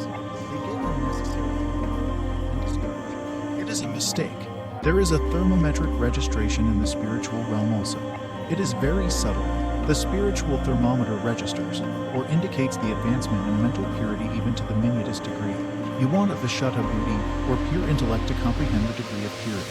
Intense sadhana, burning vairagya and burning mimikshutva or desire for liberation bring on the highest degree of mental purity quickly. Even if anyone repeats a mantra for just half an hour, the spiritual thermometer registers at once a minute degree of brahmacharya, or purity. You are unable to note it on account of your Malina buddhi, or impure intellect. Do sadhana regularly for 1 or 2 years, and then compare your state of mind with that of the previous year. You will surely find a vast change. You will experience or feel more calmness, more purity, more inner moral force or strength. There is no doubt of this, because the old vicious samskaras are very powerful. It takes some time for mental purification. You need not be discouraged. No desperando. Never despair. You have to fight against the samskaras of anadikala or beginningless time. Therefore, a great deal of exertion is needed. Chapter 8, The Glory of Brahmacharya. There cannot be any language without vowels. You cannot draw a picture without a canvas or a wall. You cannot write anything without paper. Even so, you cannot have health and spiritual life without Brahmacharya. It is the basis for morality. It is the basis for eternal life. It is a spring flower that exhales immortality from its petals. It is the substratum for a life of peace in the abdomen. It is the firm support for Brahmanishta, which is eagerly longed for by sages, aspirants, and yogic students. It is the shield for waging war against the internal asuras, lust, anger, and greed. It serves as a gateway to the bliss beyond. It opens the door of moksha. It contributes to perennial joy, to the uninterrupted and undecaying bliss. Brahmacharya is the only key to open the sushumna and awaken kundalini. It brings glory, fame, virtue, and strength of mind. The Lord of Death flees from it. Who can describe the magnanimity, majesty, and glory of a true Brahmacharya? Brahmacharyena tapasa devam rityanupagnata. The Vedas declare that by Brahmacharya and tapasya the devas have conquered death. There is nothing in the 3 worlds that cannot be attained by a Brahmachari.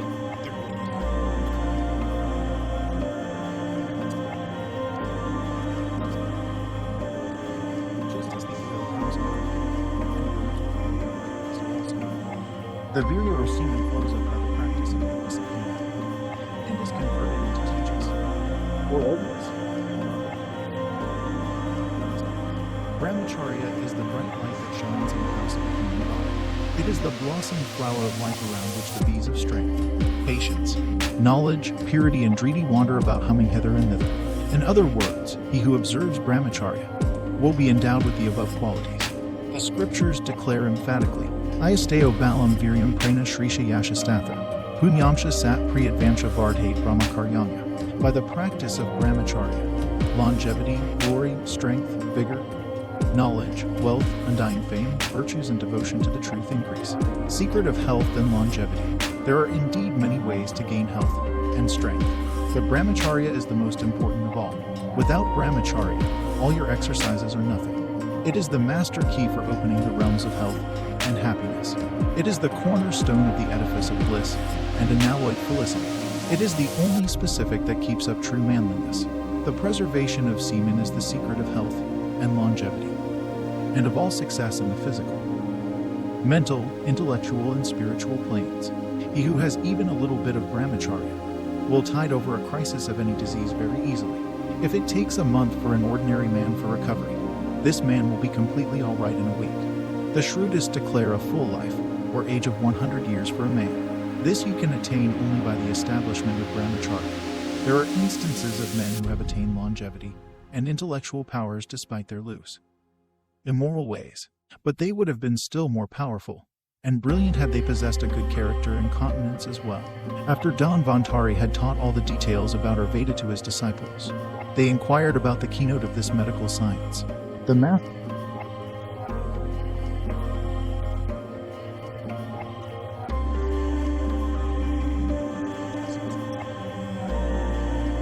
For attaining peace, brightness, memory, knowledge, health, and self-realization, one should observe brahmacharya, which is the highest dharma. Brahmacharya is the highest knowledge. Brahmacharya is the greatest strength. Of the nature of brahmacharya is verily this Atman, and in brahmacharya it resides. Saluting brahmacharya first, the case is beyond cure. By cure, i.e. brahmacharya can undo all the inauspicious signs. Practice of brahmacharya gives good health, inner strength, peace of mind, and long life. It invigorates the mind and the nerves. It helps to conserve physical and mental energy. It augments memory, will force, and brain power. It bestows tremendous strength, vigor, and vitality. Strength and fortitude are obtained. The eye is the window of the mind. If the mind is pure and calm, the eye also is calm and steady. He who is established in brahmacharya will have lustrous eyes, a sweet voice, and a beautiful complexion. Celibacy promotes concentration. By the establishment of continence, vigor is obtained. The yogi gets siddhi or perfection by attaining perfect mental and physical brahmacharya. Brahmacharya helps him in gaining divine knowledge and other siddhis. When there is purity, the rays of the mind are not dissipated. Focusing of the mind becomes easy. Concentration and purity go together. Although a sage speaks a few words only, a deep impression is produced in the minds of the hearers. This is due to his Oya Shakti, which is conserved by the preservation of semen and its transmutation. A true Brahmacharyan thought, word and deed has wonderful thought power. He can move the world. If you develop strict celibacy, Vikara Shakti and Dharana Shakti will develop. Vikara Shakti is the power of inquiry. Dharana Shakti is the power of grasping and holding the truth. If a man persistently refuses to yield to his lower nature and remains a strict celibate, the seminal energy is deflected upwards to the brain and is stored up as Oya Shakti. Thereby the power of the intellect is intensified to a remarkable degree. The intellect becomes sharp and clear by continence. Continence increases infinitely the power of retentive memory. The strict celibate has keen and acute memory even in old age. A man who has the power of brahmacharya can turn out immense mental, physical, and intellectual work. He has a magnetic aura around his face. He can influence people by speaking just a few words, or even by his very presence. He can control anger and move the whole world. Look at Mahatma Gandhi. He had a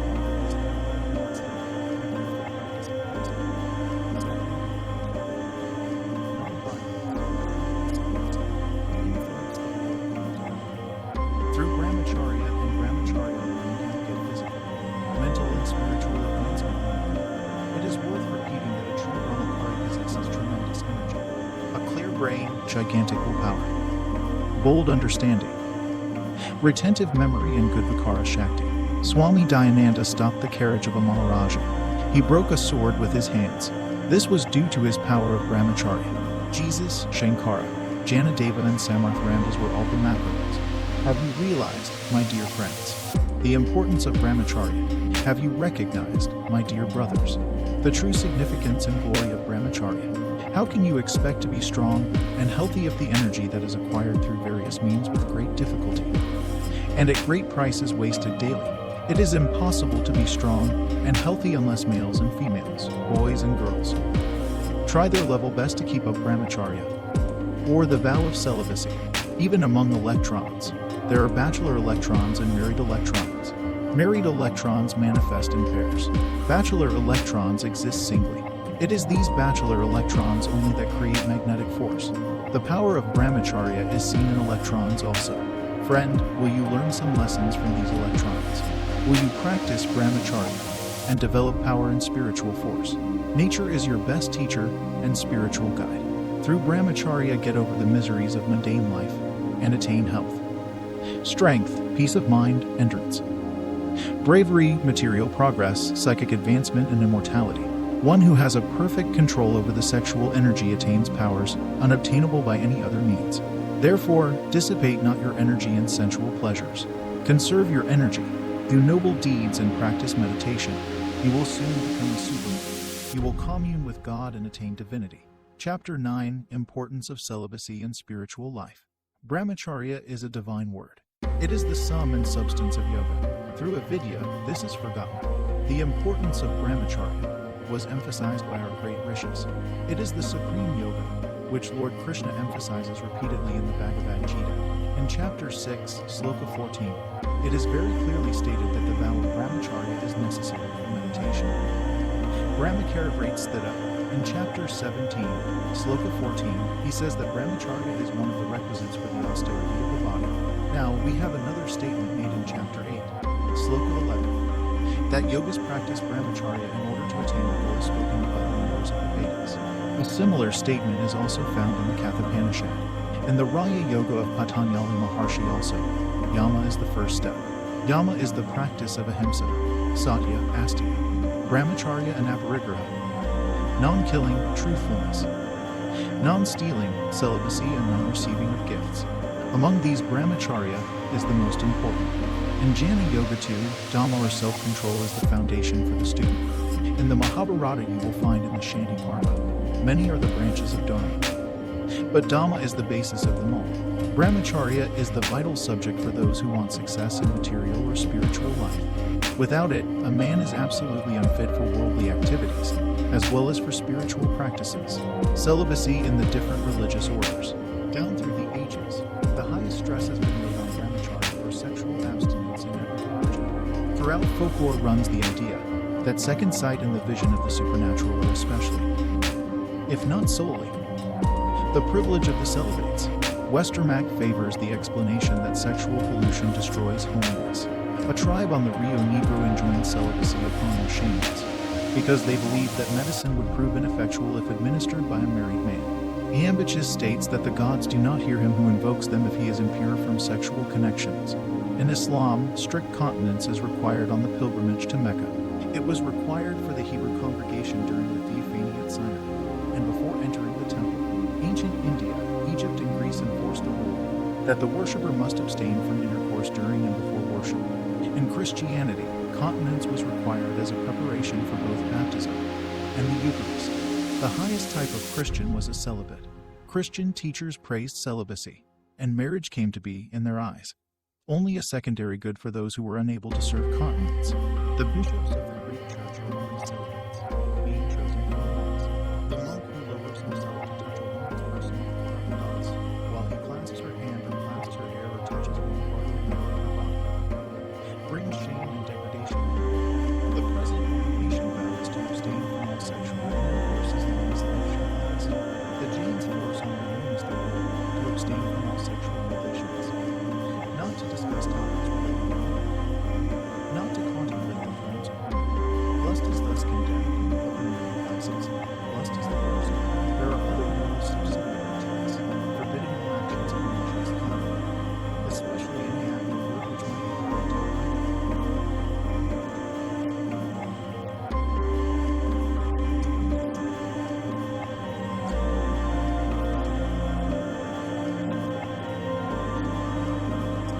to exhort the sisters and especially to do so, or to join around the ceremonies of women on the ground for alms. He is to be properly clad and he is to walk with downcast eyes. He is not to accept a robe from any woman not related to him, except under specified conditions. He is not to sit in a secluded place with a woman, much less to touch or speak to her with impure intent. The Buddhist order of mendicants was governed by the 227 rules of the Patimokkha. Of these, the first four were of specific gravity. A breach of any one of the four rules involved expulsion from the order, and they were, therefore, called the parajika or the rules as to acts involving defeat. The first rule says, whatsoever bhikshu, who has taken upon himself the system of self-training and rule of life, and has not thereafter withdrawn from the training, or declared his inability to keep the rule, who shall have carnal knowledge of any living thing, down even to an animal, has fallen into defeat, he is no longer in communion. Withdrawn from the training was the technical expression for throwing off the robes, retiring from the order, and returning to the world, a step which any member of the order was at liberty to take at any time. Numa was said to have instituted the order of Vestal Virgins. They remained unmarried for 30 years. Burial alive was the penalty for breaking the vow of chastity. The virgins were distinguished by extraordinary influence and personal dignity. They were treated with marks of respect usually accorded to royalty. Thus on the streets they were preceded by a lictor, and the highest magistrates made way for them. They enjoyed sometimes the exceptional privilege of riding in a carriage at public games. A place of honor was assigned to them, and after death they, like the emperors, were allowed to be buried within the city. Because they were above the laws, they enjoyed the royal privilege of mercy, for if they met a criminal on his way to execution, his life was spared. In the large colony of Tibetans at Darjeeling, several hundreds of the men doing coolies work are ex-lamas who fled from Tibet, with their paramours or singly. In order to escape the severe penalties attaching to their breach of celibacy, the delinquent is denounced, and if caught, is subject to corporal chastisement in public, as well as to a heavy fine and expulsion from the order in disgrace. The Peruvian Virgins of the Sun, a type of priestess, were punished with living burial if detected in misconduct. Brahmacharya, the founding. It is a great desideratum. It is of vital importance. Without perfect brahmacharya, you cannot have substantial spiritual progress. Abstinence or continence is the cornerstone on which the pedestal of moksha stands. If the cornerstone is not very strong, the superstructure will fall down when there is heavy rain. Even so, if you are not established in brahmacharya, if your mind is agitated by evil thoughts, you will fall down. You cannot reach the summit of the ladder of yoga, or the highest nirvikalpa samadhi. There is no hope for you to have self-realization or knowledge of the self if you are not well established in brahmacharya. Brahmacharya is the master key to open the realms of eternal bliss. Brahmacharya is the very foundation of yoga. Just as a house that is built on a rotten foundation will surely fall down, so also you will fall down from your meditation if you have laid no proper foundation. Namely, the attainment of perfect brahmacharya. You may meditate for a period of 12 years, and yet you will have no success in samadhi if you have not destroyed the subtle lust or the craving seed that lingers in the innermost recesses of your heart. Brahmacharya is the basis for the attainment of kaya siddhi, physical perfection. Complete celibacy must be observed. This is of paramount importance. By the practice of yoga, the semen becomes transmuted into Oyas Shakti. The yogi will have a perfect body. There will be charm and grace in his movements. He can live as long as he likes. This is also known as ikamritu, or death at will. The practice of brahmacharya is the most important qualification for the spiritual aspirant, no matter what his chosen path may be. Karma yoga, upasana, raja yoga, hatha yoga, or Vedanta. The discipline of complete abstinence is demanded from all aspirants. Only a true brahmachari can cultivate bhakti. Only a true brahmachari can practice yoga. Only a true brahmachari can acquire jnana. Without brahmacharya, no spiritual progress is possible. Wealth deals at it is not possible for you to enter a spiritual path that leads to union with God without seeing to control lust and become established in brahmacharya. As long as lust smells sweet in your nostrils, you cannot entertain something to thoughts on the world. That man who the sex idea is deep-rooted can never dream of understanding Vedanta and realizing Brahman even within 1 billion breaths. Truth cannot dwell where passion lives. Sexual indulgence is a great obstacle in the spiritual path. It bars spiritual practices definitely. The sexual urge must be controlled by entertaining sublime thoughts and regular meditation. There must be complete sublimation of the sexual energy. Then only is the aspirant absolutely safe. The total annihilation of the sexual desire is the ultimate spiritual ideal. Sex attraction, sexual thoughts, and sexual urge are the three great obstacles in the path of God realization. Even if the sexual urge vanishes, the sex attraction remains for a long time and troubles the aspirants. Sex attraction is very, very powerful. Sex attraction binds one to this world. Each cell in the body of a male or a female is surcharged with the sex element. The mind and the senses are filled with sex juice. Man cannot remain without looking at a woman, without talking to her. He derives pleasure in the company of a woman. Woman also cannot remain without looking at a man, without talking to him. She derives pleasure in the company of a man. That is the reason why he or she finds it extremely difficult to annihilate the sex attraction. Sex attraction cannot be destroyed without the grace of the Lord. No human effort can eradicate in toto this mighty force of sex attraction. The organ of sight does great mischief. Destroy the lustful look, the adultery of the eye. Try to see God in all faces. Again and again generate the currents of dispassion, discrimination, and inquiry. Eventually you will be established in Brahman, or the eternal. Again and again generate sublime divine thoughts, and increase your japa in meditation. The sexual thought will be annihilated. Of what avail is knowledge of the arts and sciences? Of what avail is reputation or titles? Of what avail is repetition of the Lord's name or meditation or inquiry of who am I? If you become a slave of lust, control this strong urge first by the rigorous tapasya of sense control. Before you take to advanced meditation, first become at least a strict physical celibate. Then endeavor to have perfection in mental chastity. Amongst you all, there may be a hidden Shakespeare, or a Kalidasa, a hidden Wordsworth or a Valmiki, a potential saint, a Saint Xavier, and a Kanda Brahmachari like Bhishma Pitamama, a Hanuman or a Lakshman, a Viswamitra or a Vashishta, a great scientist like Dr. J.C. Bose or Raymond, a yogi like Janadeva or Gorakhnath, a philosopher like Shankara or Ramanuja, a bhakta like Tulsidas, Ramdas or Eknath. Awaken, then, your hidden faculties, potential energies of all description, through Brahmacharya, and attain God consciousness quickly and get over the miseries of this mundane life with its concomitant evils of birth, death, and sorrow. Blessed is the Brahmachari who has taken the vow of celibacy till the end of life.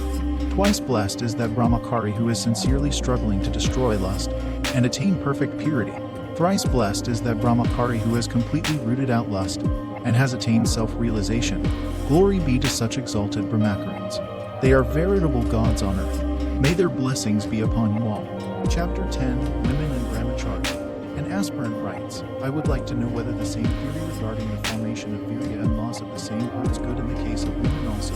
Are they actually affected to the same extent as men? The question is an important and pertinent one. Yes, indulgence in the sexual act is exhausting to the female system, and a drain upon the vitality as in man. The nervous strain it imposes on the system is very great indeed. The female gonads, the ovaries corresponding to the testes, in the males, produce, develop and mature precious, vital force like semen. This is the ovum, though the woman does not actually lose this out of her body, as in the case of semen in man, yet, due to the sexual act, it leaves the ovaries and is taken up in the process of conception to form the embryo.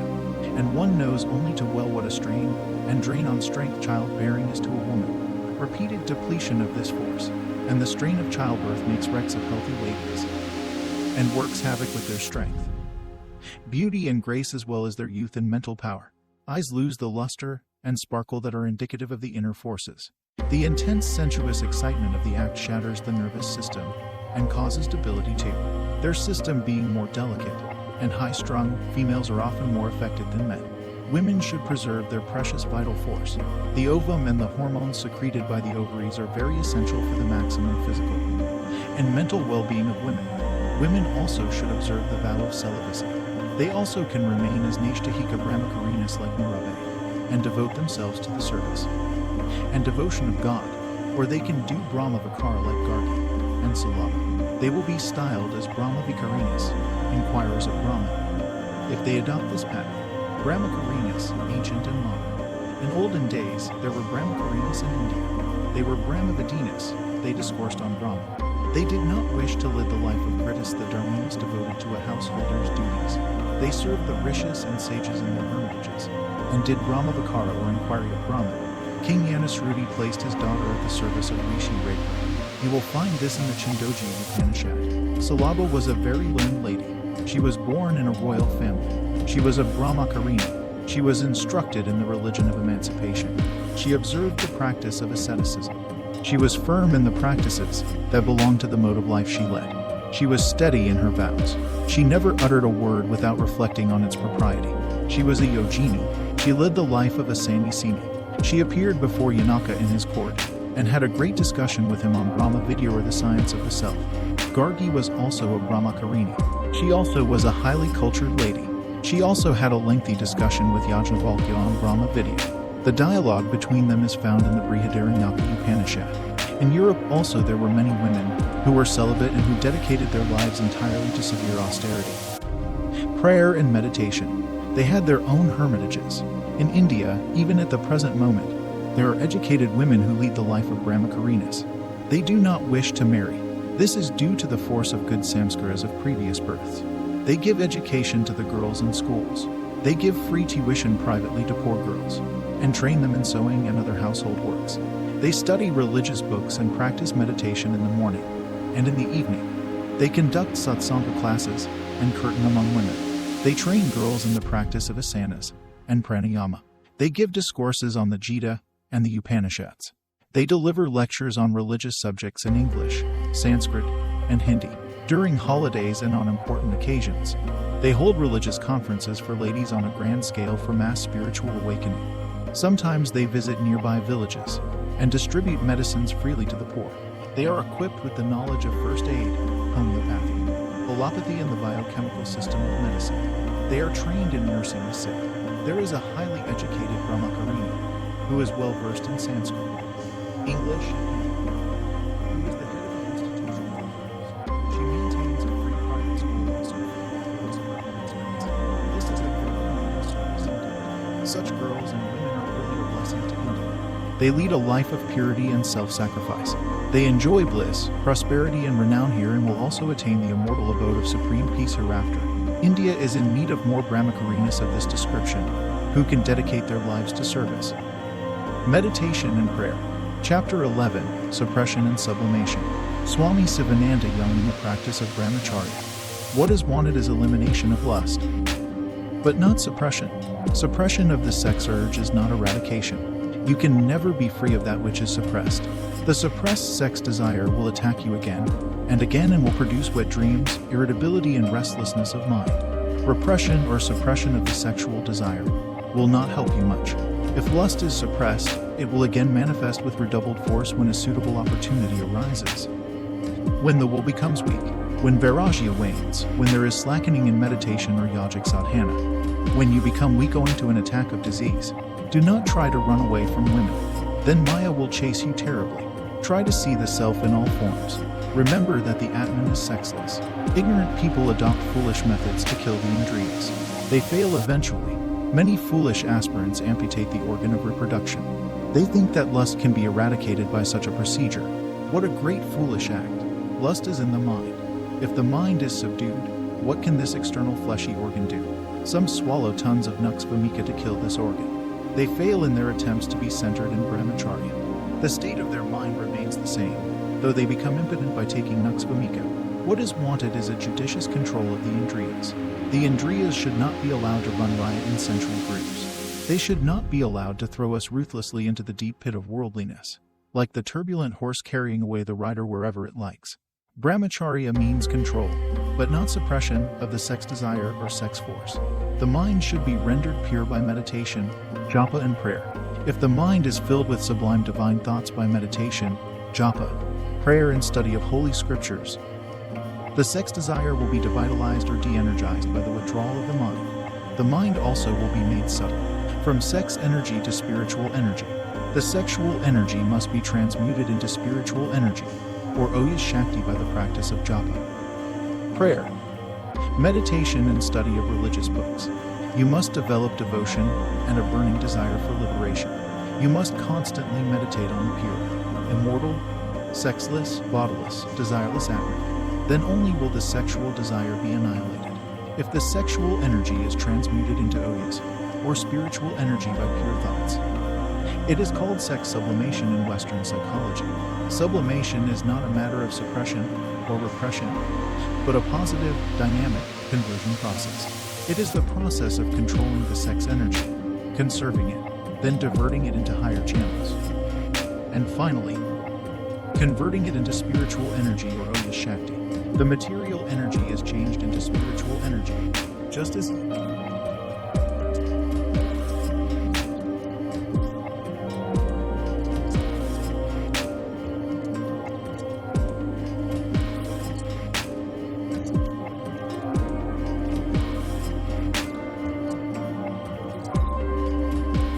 stored up in the brain. By entertaining sublime, soul-elevating thoughts of the self or Atman, by meditation, japa, and worship, the sexual energy can be transmuted into Oyas Shakti and stored up in the brain. This stored up energy can then be utilized for divine contemplation, and spiritual pursuits. Anger and muscular energy can also be transmuted into oyas.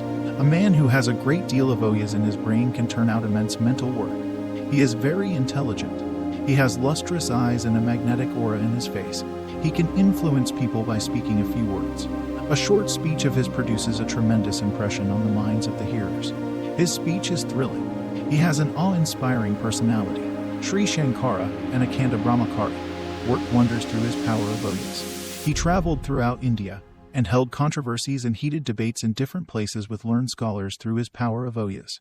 A yogi always directs his attention to the accumulation of this divine energy by unbroken chastity. In yoga, it is called Urdhvaretas. An Urdhvareta yogi is one in whom the seminal energy has flown upwards into the brain as oyas Shakti. There is then no possibility of the semen going downwards by sexual excitement. The secret of sex sublimation. According to yogic science, semen exists in a subtle form throughout the whole body. It is found in a subtle state in all the cells of the body. It is withdrawn and elaborated into a gross form in the sexual organ under the influence of the sexual will and sexual excitement. An Urdhvareta yogi not only converts the semen into oyas, but checks through his yogic power. Through purity and thought, word and deed, the very formation of semen by the secretory cells of the testes or seeds. This is a great secret. Allopaths believe that even in an Urdhvareta yogi, the formation of semen goes on incessantly, and that the fluid is reabsorbed into the blood. This is a mistake. They do not understand the inner yogic secrets and mysteries. They are in the dark. Their drishti or vision is concerned with the gross things of the universe. The yogi penetrates into the subtle hidden nature of things through yogic chakshu, or the inner vision of wisdom. The yogi gets control over the astral nature of semen, and thereby prevents the formation of the very fluid itself. The body of a man who is truly an Urdhvaretas has the scent of oyas. A man who is not a Brahmacharya, in whom gross semen is formed, may, on the other hand, smell like a buck goat. The semen energy ascends up to the brain. It is stored up as oyas Shakti or spiritual energy, and comes back as amrita or nectar. The process of sex sublimation is extremely difficult. It demands constant and protracted sadhana and perfect discipline. That yogi who has achieved perfect sublimation has perfect control over lust. Complete sublimation is achieved through ceaseless meditation on the Atman and self-realization. That yogi or inani who has attained the highest nirvikalpa samadhi, in whom the seeds of samskaras are fried in toto, can claim to be a perfect Urdhvaretas or one who has complete sex sublimation. There is no fear of his downfall. He is perfectly safe. He will be absolutely free from impurity. This stage is a very high stage. A microscopic minority only have attained this sublime exalted state. Shankara, Dattatreya, Janadeva of Alandia and others reach this stage. That yogi who has disciplined himself through ceaseless protracted sadhana, continuous meditation, atmic vikara. The practice of sama, dhamma, yama and niyama is also safe. Although he has not attained the stage of perfect sex sublimation, women will hold no attraction for him. He has purified and refined his mind. The mind is starved to death. It cannot raise its hood. It cannot hiss. Total sublimation is difficult, yet not impossible. The process of sex sublimation is very difficult, and yet it is most necessary.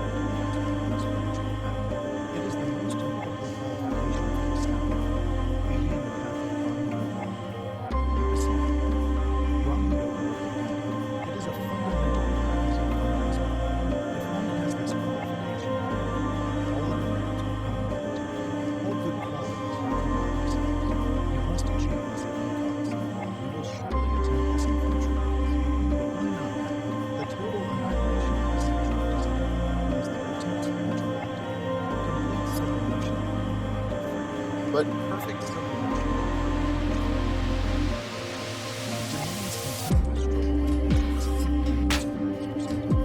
If the state of perfect sublimation is attained, there will be purity of thought, word and deed. No sexual thought will enter the mind at any time. It is through constant vikara and brahmabhavana that the mind has to be weaned from lustful thoughts and tendencies. You must remove not only the sexual craving and the sexual impulses, but also the sex attraction. Think of the miseries that people get from a married life with its various entanglements and bondage. Make the mind understand by repeated autosuggestion and hammering that sexual pleasure is false, worthless, illusory and full of pain. Place before the mind the advantages, bliss, power and knowledge of a spiritual life. Make it understand that the exalted, eternal life is in the immortal Atman. When it hears constantly these suggestions, it will slowly leave off its old habits. The attraction for sex will slowly die. Then only real sex sublimation will take place. Then only you will become an Urvareta yogi. There are two kinds of force in the mind, namely hostile or antagonistic force and friendly or favorable force. Passion is a hostile force that drags you down. Pure reason is a favorable force that elevates you and transmutes you into divinity. Develop, therefore, my child, pure reason to get a knowledge, bliss, and supreme Brahmic knowledge. Passion will die by itself. Sex sublimation is within your reach if you wish to attain it. The path is quite clear, straight and easy if you understand it and if you apply yourself with patience, perseverance, determination, and strong will. If you practice discipline of the Indriyas, right conduct, right thinking, right acting, regular meditation, assertion, autosuggestion, and inquiry of who am I. The Atman is sexless. The Atman is nirvikara. Feel this. Can there be any trace of lust or impurity in the eternal, pure Atman? Glory to those yogas who have attained Urvaretas, full sex sublimation, and who are resting in their own Swarupa. May we all practice perfect celibacy through the practice of Sama, Dhamma, Viveka, Vikara, Vairagya, Japa, and Jnana, and reach the goal of life. May the indweller of our hearts grant us spiritual strength to control the Indriyas and the mind. May we all become full Urvareta yogas like Shankara and Jnana Devagura. May their blessings be upon us all. Chapter 12. To marry or not to marry. Is celibacy possible? It is quite possible for a man to practice celibacy while remaining in the world, albeit there are various sorts of temptations and distractions. Many have achieved this in times of yore. There are many even at the present moment also. A well-disciplined life, a sattvic and moderate diet, study of religious scriptures, satsanga, japa, dhyana, pranayama, daily introspection, self-analysis and self-correction, sadhakara, practice of yama and niyama, physical, verbal, and mental tapas in accordance with the teachings of the 17th chapter of the Gita. All will carry you a long way in the attainment of this end. People have an irregular, unrighteous, immoderate, religious, undisciplined life. Hence they suffer and fail in the achievement of the goal of life. Just as the elephant throws sand on its own head, so also they themselves bring difficulties and troubles on their own heads on account of their foolishness. Those who practice Brahmacharya generally complain that they get mental fatigue owing to continence. This is only a deception of the mind. You get sometimes a pseudo-hunger, whereas when you actually sit for dinner you have no real good appetite and you do not take any food. So also there is a false mental fatigue. If you observe Brahmacharya, you will have immense mental strength. You will not be able to feel it always. You will manifest it when the occasion arises, in the same way as a wrestler manifests his physical strength in the arena, though he feels as a normal man in ordinary times. Continence is not harmful. It conserves energy. It gives immense strength and peace. Sexual indulgence leads to moral and spiritual bankruptcy, premature death, and loss of faculties, talents, and capacities. The practice of celibacy is not attended with any danger or any dire disease or undesirable results such as the various sorts of complex which are wrongly attributed to it by the Western psychologists. They have no practical knowledge of the subject on hand. They have got a wrong, ill-founded imagination that the ungratified sex energy assumes in disguise the various forms of complexes such as the touch phobia. The complex is due to some other causes. It is a morbid state of mind due to excessive jealousy, hatred, anger, worry, and depression brought about by various causes. On the contrary, even a little self-restraint or a little practice of continence is an ideal pick-me-up. It gives inner strength and peace of mind. It invigorates the mind and nerves. It helps to conserve physical and mental energy. It augments memory, will force, and brain power. It bestows tremendous strength, vigor, and vitality. It renovates the system or constitution, rebuilds the cells and tissues, energizes digestion, and gives power to face the difficulties in the daily battle of life. The special virtues of endurance and bravery are intimately connected with the cultivation of chastity. A perfect celibate can move the world, can stop the ocean waves like the Lord Jesus, can blow up mountains, can command nature and the 5 elements like Jnana Dev. There is nothing in the 3 worlds that cannot be achieved by him. All siddhis and riddhis roll under his feet. A foolish argument of the Epicureans. Some ignorant people say, it is not right to check passion. We must not go against nature. Why has God created young, beautiful women? There must be some sense in His creation. We should enjoy them and procreate as much as possible. We should keep up the progeny of the line. If all people become sannyasins and go to forests, what will become of this world? It will come to an end. If we check passion, we will get disease.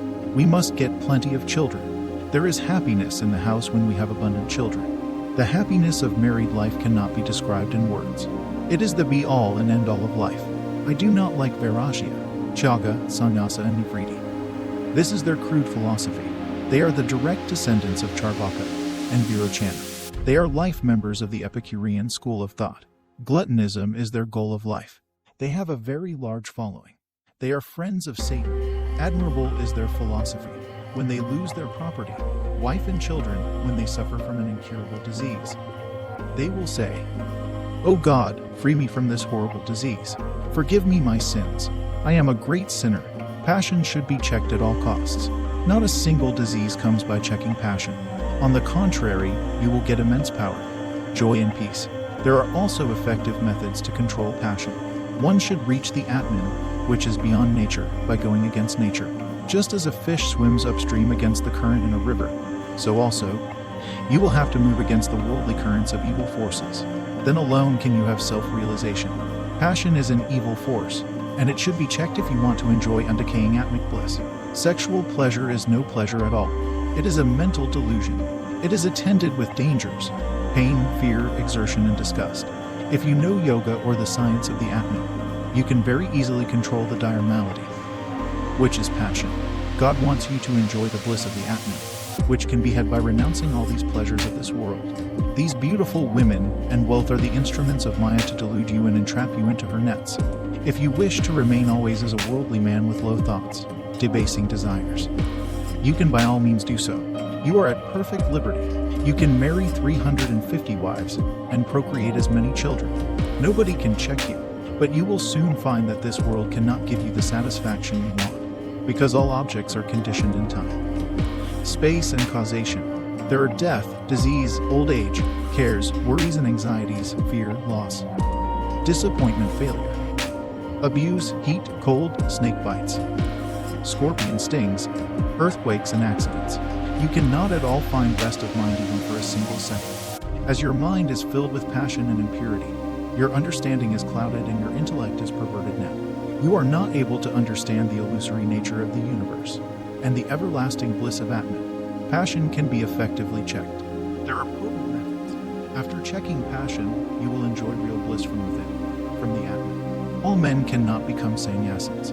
They have various ties and attachments. They are passionate and cannot, therefore, leave the world. They are pinned to their wives, children, and property. Your proposition is wholly wrong. It is Asambhava. It is impossible. Have you ever heard in the annals of the world's history that this world became vacant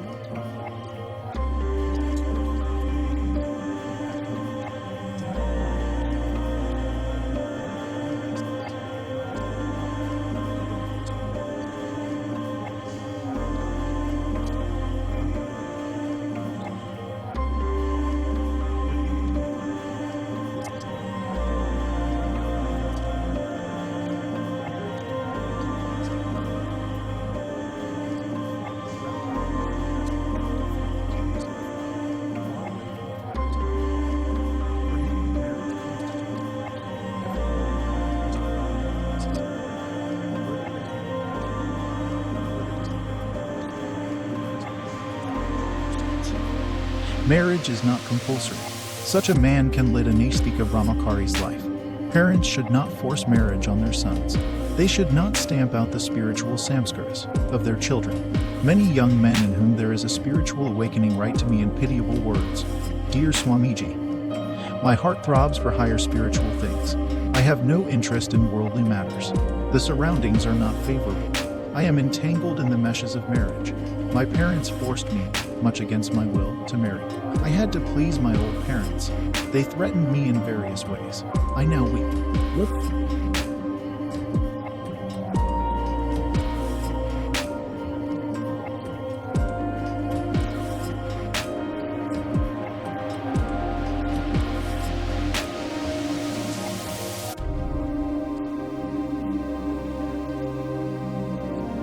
There is physical and mental degeneration. There is no longevity. All are short-lived. Frequent childbearing destroys the health of women and brings in a host of other ailments.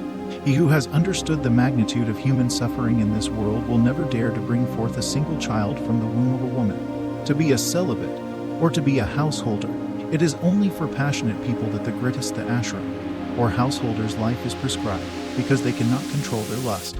If one is born with sufficient spiritual samskaras, inborn viveka and vairagya, like Shankara or Sadasiva Brahmendra, he will not enter the grihastha ashram. He will at once take to Naisthika Brahmacharya, and then embrace sannyasa. The Shrutas also endorse this. Says the Abala Upanishad, renounce the world on the very day you get vairagya. A life of celibacy is 100 times better than the life of a grihasthi. I believe in celibacy, for it is the thing that unfolds the hidden power in man. Brahmacharya is the straight road to God realization.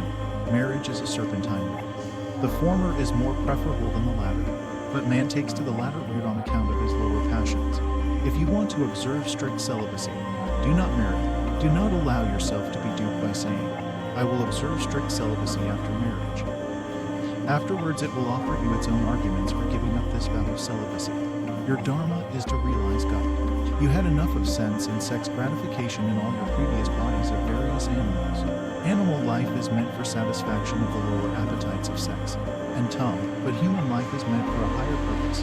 Why do you, O man, burn the sandalwood tree for serving the purpose of charcoal? This human life is very precious, envied even by the gods. One life lost means one golden opportunity. To become God is lost. Sensual pleasure is tantalizing. As long as a person does not possess the object of desire, so long there is enchantment. After obtaining possession of the object, he finds that he is entangled in it. The bachelor thinks of his marriage day in and day out, but enjoyment does not, and cannot bring satisfaction to him. Far from it, it only aggravates and intensifies the desire, and makes the mind more restless through passion and craving. He realizes that he is in imprisonment. This is Mayic jugglery. This world is full of temptations. You cannot get bliss in the objects of the world. It is only materialistic poison.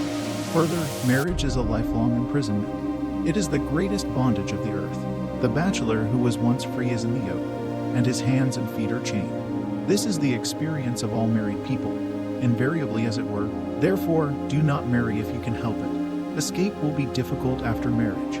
Realize the glory of a life in the spiritual path, and the great difficulties, anxieties, worries, and troubles of a married life. Develop intense vairagya. Assert your birthright of God consciousness. Are you not Brahman itself in truth? A wife is a sharp knife to cut the life of the husband. If the gold necklace and Benares silk sarees are not supplied, the wife frowns at the husband. The husband cannot get his food at the proper time. The wife lies down in bed under the false pretext of acute abdominal colic. You can see this spectacle in your own house and daily experience. Indeed, I need not tell you much. Therefore, be wedded to peace and have vairagya, the worthy son, and viveka, the magnanimous daughter, and eat the delicious divine fruit of Atmajnana, which can make you immortal. A wife is only a luxury. It is not an absolute necessity. Every householder is weeping after marriage. He says, my son is ailing from typhoid. My second daughter is to be married. I have debts to clear. My wife is worrying me to purchase a gold necklace. My eldest son-in-law died recently. Do not marry. Do not marry. Do not marry. Escape will be difficult after marriage. Marriage is the greatest bondage. Woman is a source of constant vexation and trouble, and so is man to a woman. What did Buddha, Padinata Swami, Bhartrihari, and Gopachan do? Did they not live in peace and comfort without a woman? Lust is the greatest enemy on earth. It devours a man. A great deal of depression follows the sexual act. You have to exert a lot in earning money to please your wife and satisfy her wants and luxuries. You commit various sorts of sins in acquiring money. You mentally share her pains and sorrows and the pains and miseries of your children as well. You have to worry in 1,001 ways in running the family. As to minds cannot agree, there will always be quarrels in the house. You have to unnecessarily multiply your wants and responsibilities. Your intellect gets spoiled. On account of heavy loss of the seminal fluid, you will suffer from diseases, depression, weakness, and loss of vitality. Consequently, you will have an early death. Therefore, become an Akanda Brahmana. worries and troubles. In the presence of light, you cannot have darkness. In the presence of sensual pleasures, atmic bliss cannot exist. Worldlings want sensual pleasures and atmic bliss at the same time in one and the same cup. This is an absolute impossibility. They cannot renounce worldly, sensual pleasures. They cannot have real vairagya in their heart of hearts. They will talk a lot. Worldly men imagine that they are happy because they get a few ginger biscuits, some money, and a woman. What more is wanted for them, poor creatures? More beggars are brought forth into the world through lust. All worldly pleasures appear as nectar in the beginning, but become virulent poison in the end. When one gets entangled in married life, he can hardly break the different ties of love. Therefore, give up clinging to this illusory life. Be fearless. Control the indriyas and the mind. You will develop vairagya. You will be perfectly established in brahmacharya, the Akhanda Brahmacharya. If you can remain as an Akhanda Brahmacharya, an unbroken celibate, throughout the years, you will certainly realize God. You will have achieved the goal of life. Mark the word Akhanda. Seminal energy is a potent Shakti. Semen is Brahman itself. A Brahmachari who has practiced unbroken celibacy for many years will have an extremely pure mind, strong and one-pointed. An Akhanda Brahmachari, who through the years has not allowed even a drop of semen to come out, will enter into samadhi without any effort. Prana and mind are under his perfect control. Bala Brahmacharya is a synonymous term for Akhanda Brahmacharya. An Akhanda Brahmachari has strong Dharana Shakti, Smriti Shakti and Vikara Shakti. Power of grasping, retentive memory and power of inquiry. His intellect is pure and his understanding is extremely clear. Akhanda Brahmacharyans are very, very rare, but there are some. You also can become an Akhanda Brahmachari if you attempt in right earnest. You will have to be very careful of the indriyas that are put under restraint for some months, or 1 or 2 years. Become rebellious if you are not always vigilant and careful. They revolt and drag you out when opportunities arise. Some people who observe brahmacharya for 1 or 2 years become more passionate and waste the energy considerably in the end. Some become incorrigible moral wrecks also. That brahmachari who has controlled the physical body and the physical indriyas, but who constantly dwells on sexual thoughts, is a confirmed hypocrite. He should never be trusted. He may become a menace at any time. Chapter 13, The Dangers of Promiscuous Mixing. Do not be too familiar with anybody. Familiarity breeds contempt. Do not multiply friends. Do not court friendship with women. Do not also be very familiar with them. Familiarity with women will eventually end in your destruction. Never forget this point. Friends may become your real foes. Do not mix with members of the opposite sex. Maya works through undercurrents so stealthily that you may not be aware of your actual downfall. The sexual vasana will assume an aggravated form suddenly without a moment's notice. You will commit adultery and then repent. Then your character and fame will vanish. Dishonor is more than death. There is no crime more heinous than this. There is no rayaskita for this. So beware, be cautious. Bhagavan Dattatreya has compared woman to a burning pit of fire, and man to a pot of ghee. When the latter comes in contact with the former, it perishes. Therefore, abandon her. If you happen to stay in a dharmashala or public inn, if there is a single woman in your neighboring room, leave the place at once. You do not know what will happen. It is always advisable to leave the danger zone immediately, however strong you may be through the practice of tapas and meditation. Do not expose yourself to temptation. Do not test your spiritual strength and purity when you are a beginner on the spiritual path. Do not rush into evil associations when you are a spiritual neophyte to show that you have the courage to face sin and impurity. It will be a serious mistake. You will be running into a grave danger. You will have a quick downfall. A small fire will be very easily extinguished by a little dust. Even advanced experts will be afraid of. They should not freely mix with women. They should not foolishly imagine that they have become great adepts in yoga. A great saint of repute had a downfall. He freely mixed with women and made women disciples, whom he allowed to massage his legs. As the sex energy was not completely sublimated and turned into odyas, as lust was lurking in a subtle form in his mind, he became a victim to passion. He lost his reputation. The sexual desire was only suppressed in him, and when a suitable opportunity came, it again assumed a great form. He had no strength or willpower to resist the temptation. Another great soul, who was regarded by his disciples as an avatar, became a yoga brashta. He also freely mixed with ladies and committed a serious lapse. He became a prey to lust. What a sad misfortune. Aspirants climb with great difficulty by the ladder of yoga, and they fall down on account of their carelessness.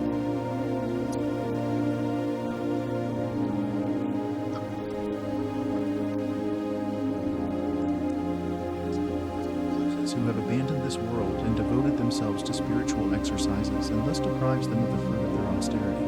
It is very difficult to understand the presence of subtle lust in the minds of others, particularly in spiritual recluses. Though the look, tone, gestures, gait, and behavior may give a clue, note carefully how Raja Bhartrihari had cried during his sadhana stage, "O my Lord, I left my wife and my kingdom. I live on leaves, fruits, and roots. The earth is my sofa, the blue sky is my canopy, the quarters are my clothes. Yet my passion has not left me." Such is the power of passion. Jerome writes to the Virgin Eustochium about his struggle for abstinence.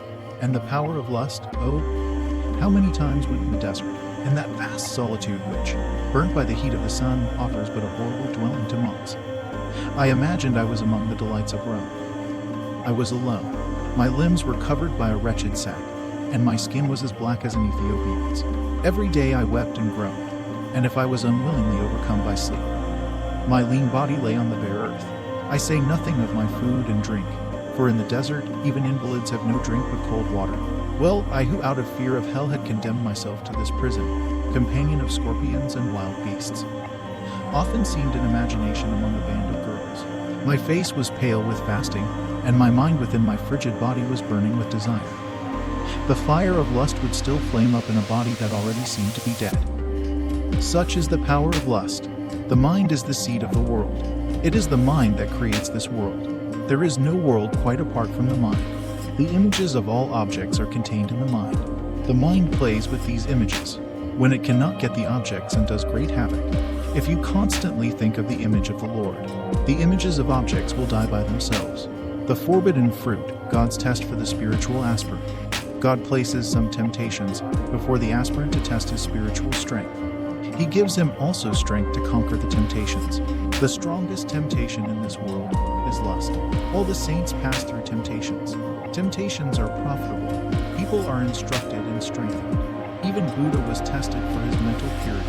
He had to face temptations of every sort. He had to face martyrdom. It was only then, and not till then, that he had illumination under the Bodhi tree and guide. Satan tempted Jesus in a variety of ways. Passion is very powerful. Many aspirants fail in the tests. One has to be very careful. The aspirant will have to develop a very high standard of mental purity. Then alone will he be able to stand the test. God will place the aspirants in very unfavorable surroundings to test them. They will be tempted by young girls. Name and fame bring the householders in close contact with the aspirants. Women begin to worship them. They become their disciples. Gradually the aspirants get a nasty downfall.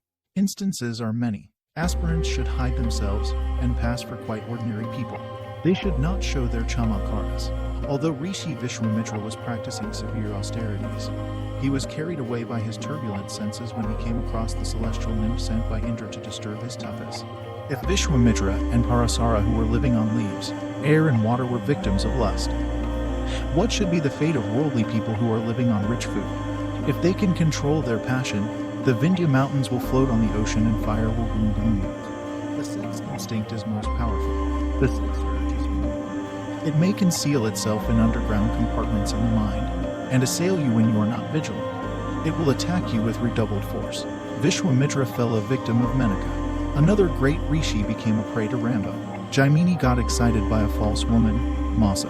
A powerful rishi was excited by the sight of a fish. A householder asked for a carry. Many aspirants are not aware of this secret. The treasures of they think that they are quite stable and when they are put to test, they become hopeless victims. Always remain alone, meditate and slay this urge. Money and woman shine more brightly than God for an ignorant, passionate man. Maya is powerful. Adam fell on account of one loose moment. Eve was tempted on account of one desire. The forbidden fruit will ripen before the human eyes in no time. A post will look like the illustrious Deva and make you bow in utter submission before it. Beware of Maya and its meshes. The chains of gold can be cut asunder, but not the silken meshes of Maya. A single unguarded moment is sufficient to capsize the whole casket of pearls down into the dark abyss of passion and lust. The moss that is momentarily displaced in a tank resumes its original position in the twinkling of an eye. Similarly, Maya envelops even the wise if they are careless, even for a minute. Therefore, sleepless vigilance is necessary in the spiritual path. The proverb goes, "There is many a slip between the cup and the lip." Before we begin to eat the fruit of wisdom, the monkey Maya will snatch it away from your hand. Even if you swallow it, it may get stuck to your throat. Therefore, you will have to be ever vigilant and careful till you attain Bhumor, the highest realization. You should not stop your sadhana falsely thinking that you have reached the goal. He who lives in seclusion is more exposed to temptations and danger. He will have to be very careful and vigilant. The mind will be tempted to do anything as there is nobody to witness its evil action. All suppressed evil vriddhis will be waiting for an opportunity to attack him with redoubled force. He is just like a man who is put in a big bag with a tiger, a serpent, and a bear. The enemy's anger, lust, and greed will take you unawares. When you walk alone in the spiritual path, they will attack you like the thieves who attack a lonely passenger in the dense forest. Therefore, be always in the company of the wise. Do not go astray. Chapter 14, The Role of Diet in Sex Control. Diet plays a prominent part in maintaining brahmacharya. Purity of food brings in purity of mind. That power which connects the body and the mind is present in the food that we take. Various kinds of food have varying effects on the mind. There are certain kinds of food that make the mind and the body very strong and steady. So it is absolutely essential that we should take pure and sattvic food. Food has a very close connection with brahmacharya. If proper attention is given to the purity of the food that we take, brahmacharya becomes quite easy. The influence of foodstuffs on the brain cells, emotion, and passion is remarkable. There are different compartments in the brain, and each food produces its own effect on each compartment and on the general system. Meat, fish, and eggs stimulate passion. More how elephants and cows that live on grass are quiet and peaceful, and how tigers and other carnivorous animals that live on meat are turbulent and ferocious. Instinct or the voice from within will guide you in the selection of articles of diet that are conducive to the keeping up of brahmacharya.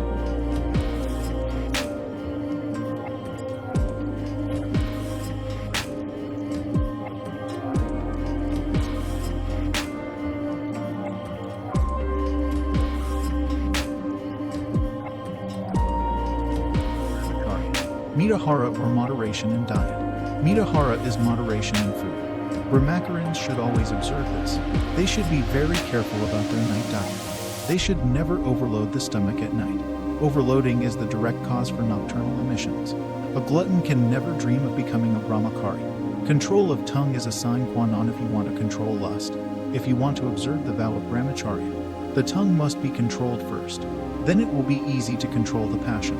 There is intimate connection between the tongue and the organ of generation. Tongue is an organ of knowledge. It is born of the sattvic portion of the water tanmatra. The organ of generation is an organ of action.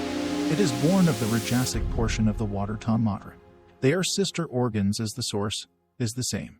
If the tongue is stimulated with rajasic food, at once the reproductive organ also gets excited. There should be selection and restriction in diet. The food of a brahmachari must be simple, non-irritating, and non-stimulating. Moderation in food is very necessary. Stuffing the stomach is highly deleterious. Fruits are highly beneficial. You should take food only when you are really hungry. The stomach will deceive you sometimes. You may have false hunger. When you sit for taking meals, you will have no appetite and no relish. Dietetic restrictions and fasting are very useful auxiliaries in controlling the camel mind and in the attainment of brahmacharya. You should not ignore them or make light of them on any account. Fasting, a purificatory exercise. Fasting controls passion. Fasting destroys sexual excitement. It calms the emotions. It controls the indriyas also. Passionate young men and ladies should take recourse to occasional fasting. It will prove highly beneficial. Fasting is a great tapas. It purifies the mind. It destroys a great multitude of sins. Shastras prescribe fasting for the purification of the mind. Fasting controls particularly the tongue, which is your deadly enemy. Fasting overhauls the respiratory, circulatory, digestive, and urinary systems. It destroys all the impurities of the body and all sorts of poisons. It eliminates uric acid deposits. Just as impure gold is rendered pure by melting it in the crucible again and again, so also the impure mind is rendered purer and purer by fasting again and again. Young, robust brahmacharins should observe fasting whenever passion troubles them. You will have very good meditation during fasting, as the mind is calm. The chief object in fasting is to practice jhana diligently during that period as all the indriyas are calm. You will have to withdraw all the indriyas and fix the mind on God. Pray to God for guiding you and throwing a flood of light on the path. Say with Bhav, O God, guide me, protect me. I am thine, my Lord. You will gain purity, light, strength, and knowledge. Fasting is one of the 10 canons of yoga. Avoid excessive fasting. It will produce weakness. Use your common sense. Those who are not able to observe a full fast can fast for 9 or 12 hours and only take liquids at night. During fasting, the internal digestive organs, such as the stomach, the liver, and the pancreas take a rest. Epicureans, gluttons, and those who are tireless eaters do not allow rest for these organs even for a few minutes.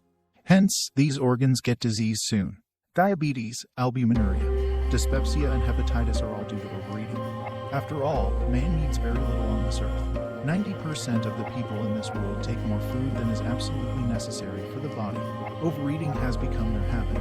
All diseases take their origin in overeating.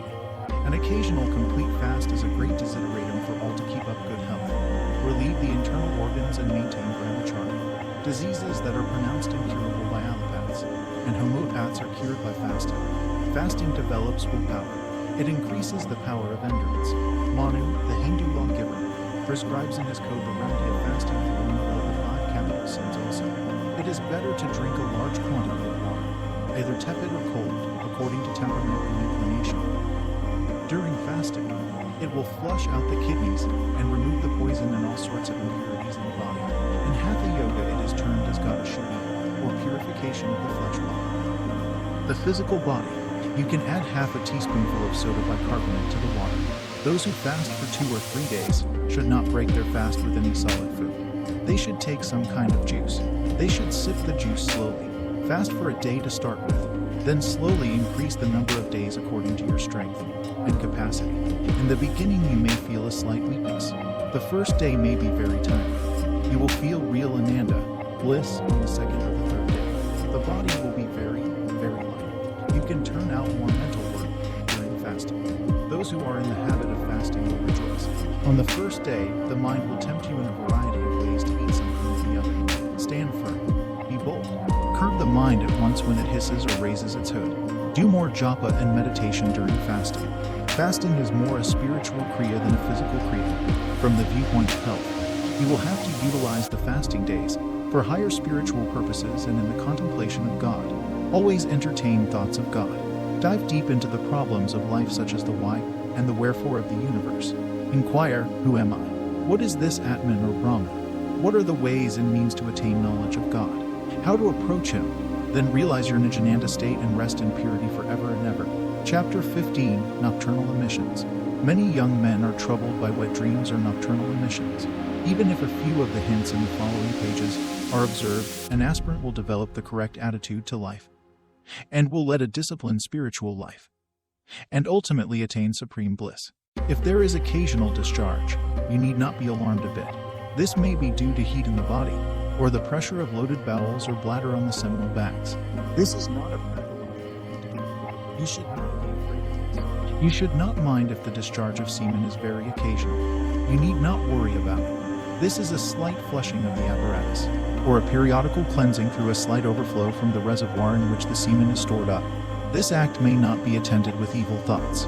The person may not be aware of the event during the night. Occasional discharges are of no consequence, but frequent dyspepsia, low spirits, loss of memory, severe pain in the back, headache, burning of the eyes, drowsiness, and burning sensation at urination or during the flow of semen. The semen becomes very thin. Causes and consequences. Such emissions may be due to various causes like constipation, a loaded stomach, irritation producing or wine producing food, impure thoughts and long self-abuse done in ignorance, seminal weakness, nocturnal emissions, lascivious dreams, and all other effects of an immoral life will surely lead one to a miserable state of living if not checked immediately. This is accomplished through the practice of yoga. Nasti yogit param balam. There is no strength higher than that of yoga. The different methods given in this book will enable you to get success if practiced regularly. Lead a simple, natural life. You will become all right soon. Understand the laws of nature, the principles of hygiene and health. Do not trespass against the laws of health. A warning against evil sex habits and outbursts of anger. Avoid all kinds of self-abuse. They drain away your vital energy and leave you like a dead man or like the sugar cane from which the juice has been extracted. Virya is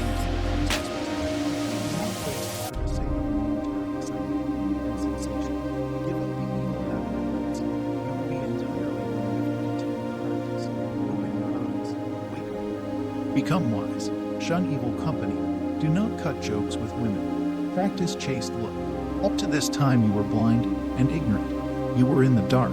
You had no idea of the disastrous effects of this evil practice. You will lose your eyesight. You will have dimness of vision. You will have shattered nerves. Do not look at the reproductive indriya. Do not also touch the generative organ with your hands now and then. This will aggravate your kamavasana. When it gets erection, repeat Om mentally and attentively. Think of purity. The cloud of impurity will pass off soon. Sexual excesses and outbursts of anger and hatred should be given up. If the mind is kept cool and calm at all times, you will have wonderful health, strength, and virility. Energy is depleted by fits of anger. The cells and tissues are filled with morbid poisonous materials. When one loses his temper and entertains deep hatred, various sorts of physical ailments crop up. The blood becomes hot and thin, and consequently, night pollution results. Various sorts of nervous diseases are attributable to excessive loss of the seminal energy, and frequent fits of explosive anger or wrath. Get up before 4 a.m. Night pollution generally occurs in the fourth quarter of the night. Those who are in the habit of getting up from bed between 3 and 4 a.m. and doing japa and dhyana avoid this. Make it a point to get up at least at 4 a.m. regularly. It is helpful to always wear a longoti or kaupan or loincloth rather than the Western type of underwear. This will help you in keeping brahmacharya. Japa and meditation. Practice japa and meditation in the morning, as soon as you get up. For an hour or 2 or even 3. Also, meditate for a while before sleeping. This is a great purifier. This will strengthen the mind and the nerves. This is the best remedy. Some helpful suggestions.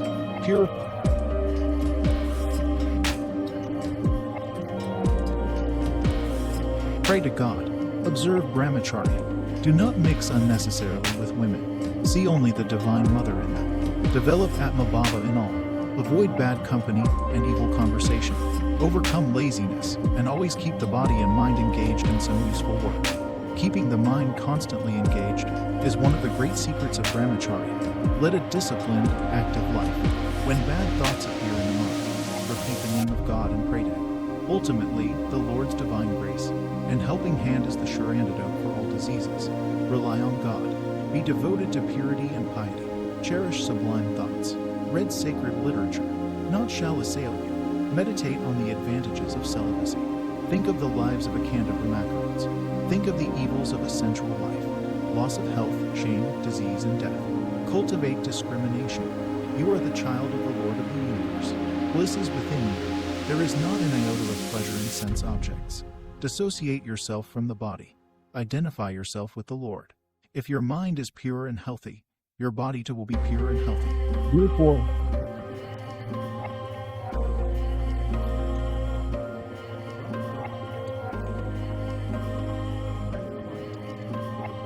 do more sadhana with greater intensity. You will be a completely changed and blessed person. Chapter 16, Some Powerful Aids to the Practice of Celibacy. You cannot have perfect celibacy unless you follow the auxiliaries. You have to take particular care about your diet and the company that you keep. Anything that brings impure thoughts into the mind is bad company. O aspirants, fly away from the company of worldly-minded persons. Get away from the bustle of cities and tumultuousness of the world. Those who talk of worldly affairs will quickly pollute you. Your mind may waver and begin to wander. You will have a downfall. Do not make friendship with undesirable people. What you need is a complete change of your vision, your attitude towards the other sex. Behold the Divine Mother in every woman, and consider every woman as your own mother. Control of the palate. First, dietary control. There is an intimate connection between self-control and control of the palate or tongue. He who has controlled the tongue has already controlled all the other organs. Do not overload your stomach at night. The night meals should be very light. Avoid bad company, obscene pictures, vulgar words, and novels which deal with sex and passion and meaning undesirable sentiments.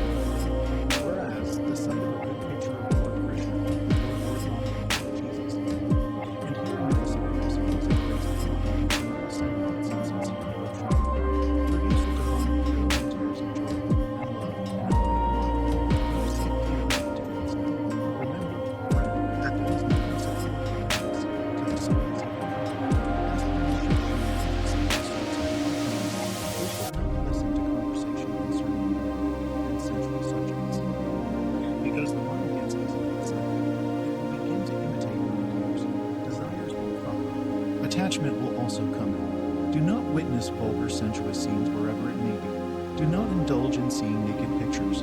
All these tend to increase passion and deplete period. You should strictly avoid these. Those who are in the habit of reading novels that deal with passion and love cannot remain even for a single second without novel reading. They always want their nerves to be tickled with some sensational feelings. Reading such novels fills the mind with base, lustful thoughts and excites passion. It is a great enemy of peace. They taint the mind. Do not read those magazines which excite your lower instincts.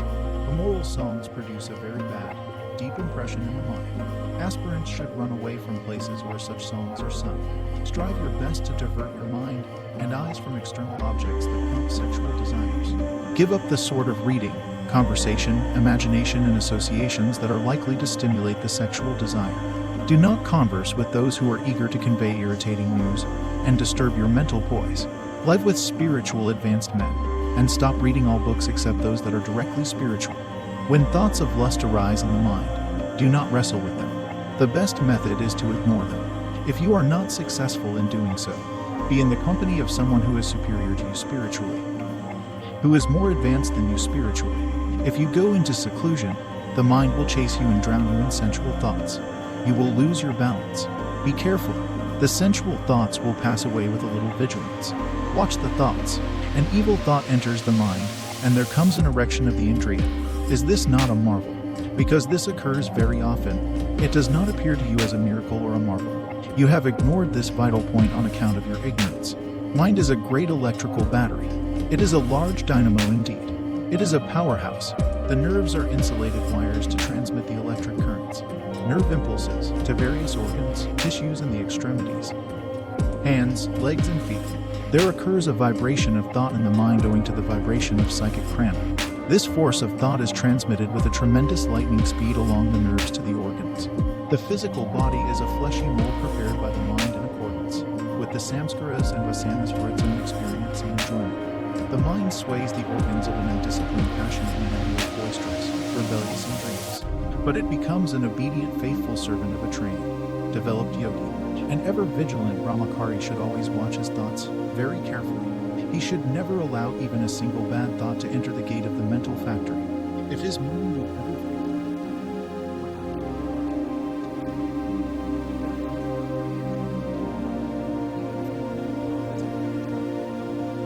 he should not allow the mind to assume a mental state of anxiety. If he falls into the thought current will be transmitted to the physical body. Burning of the indriyas and the physical nervous system will follow. This is a serious condition. The bad thought should be nipped in the bud by supplanting them with counter, divine thoughts. It should not be allowed to penetrate the physical body. If your will is strong, the evil thought can be trapped.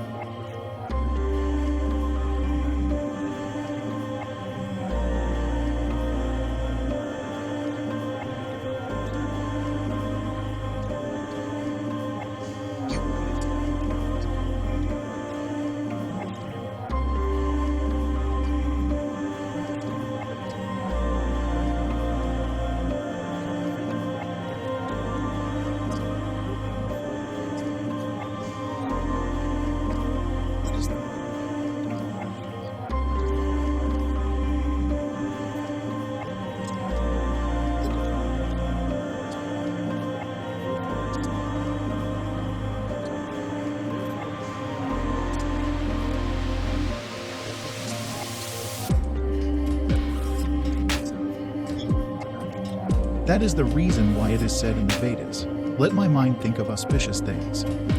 Entertain sublime divine thoughts." The old evil sexual thought will gradually vanish, just as the old nail in a plank goes away by inserting over it a new nail. Seek satsanga or good company. The glory of satsanga or association with the wise saints, yogins, sannyasins, and mahatmas is indescribable. The glory and power of satsanga is described in various ways in the Bhagavata, the Ramayana, and other scriptures. Even a moment's company with wise people is quite sufficient to overhaul the old vicious samskaras of worldly-minded people. The magnetic aura, the spiritual vibrations, and the powerful thought currents of developed adepts produce a tremendous influence on the minds of worldlings. The personal contact of Mahatmas is a blessing in reality for worldly persons. Service of saints purifies the minds of passionate men rapidly. Satsanga elevates the mind to magnanimous heights. Just as a single matchstick burns huge bundles of cotton in a few seconds, so also the company of saints burns all ignorance, all thoughts and samskaras of passion and evil actions within a short time. This is the reason why Shankara and others have spoken so highly of satsanga in all their books. If you cannot get good satsanga in your own place, you can visit places of pilgrimage like Rishikesh, Benares, Nasik, Prayag, and Haridwar. Study of books written by realized persons will also be tantamount to satsanga. The only potent specific for inducing burning vairagya and desire for liberation is satsanga. Cultivate viveka and vairagya. One should try to get viveka, or discrimination between the real self and the unreal impure body.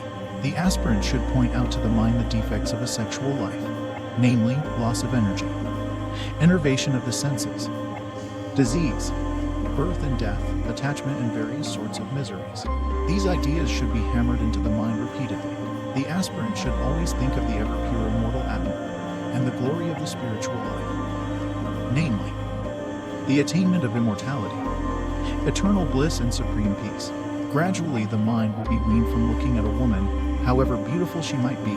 The mind will shudder to look at a woman with an evil thought. Ladies also should undergo the above practices to get themselves established in purity. A viveki does not note any difference between a male and a female. The same tattvas, passion, anger, greed, and moha, that are present in a man are found in the female also. It is only a lustful man who is filled with burning passion that finds imaginary differences. The differences are all mental creations, or kalpita beta. Nothing can tempt you in this world if you develop vairagya, if you subdue your indriyas, and if you shun the unlikely. Impermanent sensual enjoyments and pleasures of this fleeting world is known as poison. You will have no attraction for women and other earthly objects. Lust will be unable to take hold of you. You will have eternal peace and infinite bliss. Constantly remember, through the grace of God, I am becoming purer and purer. Every day, pleasures come but not to stay. Mortal flesh is mortal. Everything will pass away. Brahmacharya is the only way. Develop viveka and vairagya. Aspirants should study Bhartrihari's Vairagya Sadhana and other works on vairagya. This will induce vairagya in the mind. Remembrance of death and the pains of samsara also will help you to a considerable extent. It will not be out of place here to draw the reader's attention to some Buddhist monks who always keep a human skull with them. This is to cause vairagya in them and to remind them of the impermanent and perishable nature of human life. A philosopher once kept in his hands the skull of a lady and began to philosophize thus. "O skull, some time back you tempted me with your shiny skin and rosy cheeks. Now, where are your charms? Where are those honeyed lips and lotus-like eyes now?" Thus he developed intense vairagya. If you analyze the different parts of the human body and keep a picture of the flesh and bones, you will have no attachment at all to the body. A note of clarification: Brahmacharya should be practiced by both men and women. Women also can keep a mental picture of the component parts of the body of a male in order to create in themselves disgust for the physical body of a male and to develop vairagya. Mere condemning of lust is not sufficient to wean the mind from sexual craving. Remember this point well. Lust is potent. Lust is virulent. Lust is formidable. Lust is uncontrollable by persons of weak will. One should be aware also of the ways of mind, which entangle him in her net or snare. A woman should be aware of the charms of a man which entice her, and make her a prey to man, and man should be aware of the charms of a woman which entice him and make him a prey to woman. A woman is a temptress for man, and a man is a tempter for woman. Man also has much charm in him to entrap a woman. Man appears more beautiful in the eyes of a woman than a woman in the eyes of a man. Man also tries to entrap a woman by his dress, ties, and vows, and by his smile. Outward show of affection, glances, gestures, and flowery words. Various ways of dressing his hair and other tricks. Lust is a potent force, very difficult to be got rid of. That is the reason why the Shastras and saints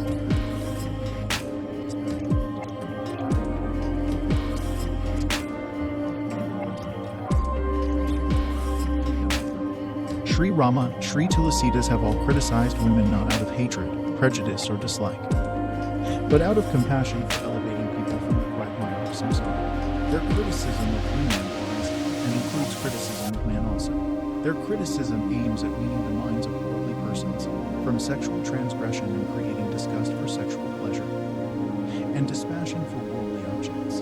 This is misunderstood by people. The same scriptures and saints who censure women in one place praise them in another. They say women should be honored. They are manifestations of Shakti, or the energy of the Lord. Only those who honor women can attain prosperity. Therefore, O women, the minds of young people are saturated with impure samskaras and vasanas owing to vicious company and the false modern civilization. Even the company or talk of a woman is quite sufficient to drag the mind into vicious thoughts. So I have to place before the minds of the vast majority such a mental picture that the very company of women will do happen. When I say that a woman is only a leather bag, I do not hate women in any way. It is only to produce disgust and induce vairagya. Really, a woman should be adored as Mother Shakti. She is the creatrix, generatrix, and nourisher of the universe. She must be revered. In India, religion is preserved and maintained only through the devotional element in women. Devotion is a fundamental characteristic of Hindu ladies. Despise lust, but not women. In the beginning, till you acquire vairagya and viveka, you must treat the company of women as poison. When you obtain viveka and vairagya, then lust cannot take hold of you. You will see and realize, Sarvam Kalvidam Brahma, all is Brahman only. You will have Atmadrishti. The sex idea will then vanish. A vow is a great help. A vow of celibacy will give you sure protection against temptation. It is a strong weapon to attack lust. If you do not take a vow of celibacy, the mind will tempt you at any moment. You will have no strength to resist the temptation, and you will become a sure victim. He who is weak and effeminate is afraid of taking the vow. He brings in various excuses and says, "Why should I be bound by a vow? My will is strong and powerful. I can resist any sort of temptation. I am doing upasana. I am practicing will culture." He repents in the long run. He has no control over the senses. That man only in whom the subtle desire for the object to be renounced lurks in the corners of the mind brings in such sort of excuses. You must have right understanding, discrimination and dispassion. Then only your renunciation will be lasting and permanent. If your renunciation is not the outcome of discrimination and dispassion, the mind will be simply waiting for an opportunity to get back the object that has been renounced. If you are weak, take a vow of celibacy for a month, and then extend it to 3 months. You will gain some strength now. You will be able to prolong the period to 6 months.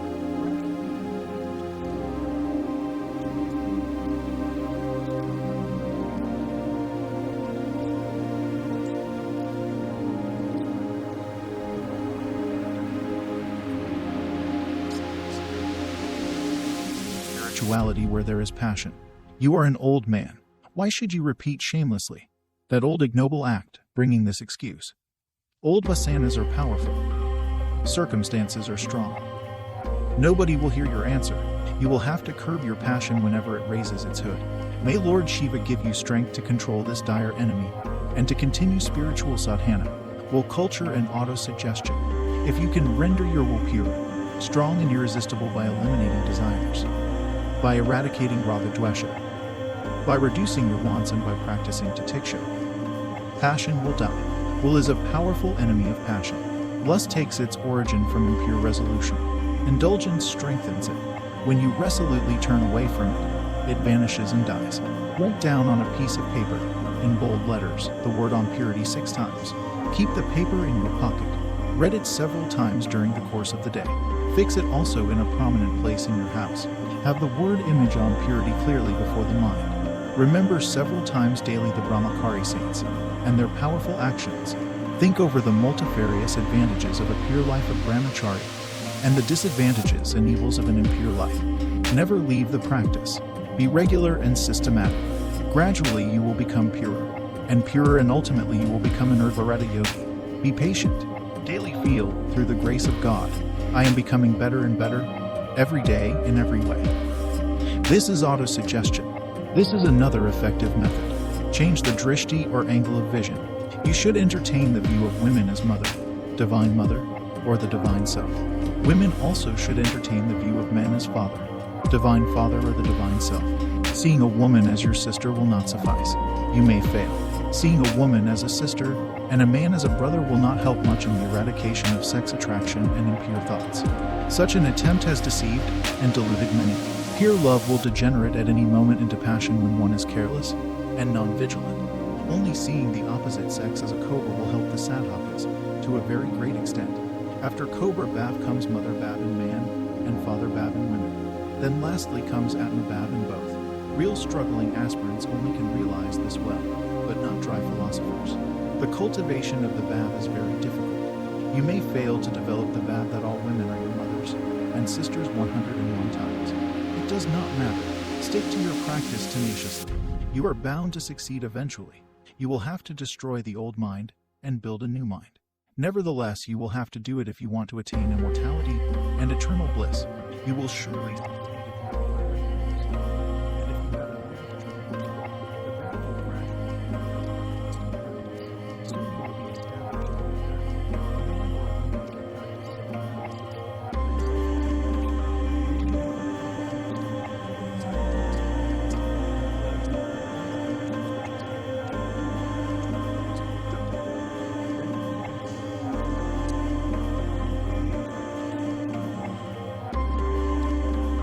It is very difficult to find out its ways and secret underground operations. It demands a subtle intellect and careful repeated introspection and individual watch. Whenever the mental image of a woman crops up in your mind, thoughts repeat on mentally and vigorously. Gradually, old evil thoughts will die.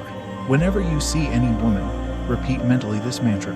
Your drishti or look will become chaste. All women are manifestations of the world mother.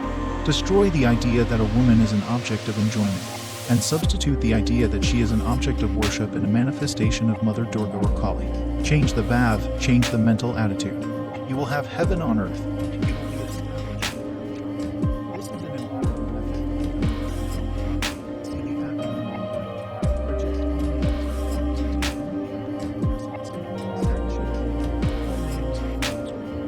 they are only overshadows. For a scientist,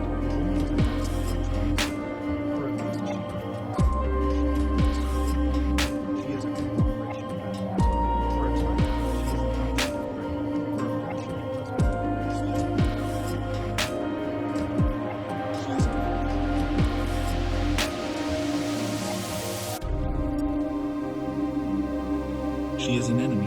For a viveki or a viraka, she is a combination of flesh, bone, urine, fecal matter, pus, perspiration, blood, and phlegm. For a full-blown inani, she is Satchidananda Atman. Passion will arise when you think of the body of a female. When you are in the company of ladies, think of the one immortal pure self or Atman that is hidden in the bodies of the ladies. Constantly make the endeavor. The sex idea will gradually vanish, and with it, the attraction and lust also. This is the most potent method to eradicate passion and the sex idea. Mentally repeat the formula. There is one Satchidananda Atman. This will lead to the annihilation of passion and to the Vedantic realization of unity, or oneness also. There is neither sex nor sexual vasana in Brahman. Brahman is Nitya Shuddha, eternally pure, by constant thinking on that sexless Atman. You will be established in Brahmacharya. This is the most powerful and effective method. This is the best kind of sadhana for those who know the right technique of Vikara. But only advanced students in the path of Jnana Yoga can rely on the method of Brahma-Vikara alone for the destruction of passion. For the vast majority of persons, a combined method is very congenial and healthy. When the enemies are very powerful, a combined method of staves, pistols, shotguns, machine guns, submarines, torpedoes, bombs, and poisonous gases is used for the destruction of the enemies. So also, in the destruction of this powerful enemy, passion, a combined method is absolutely necessary.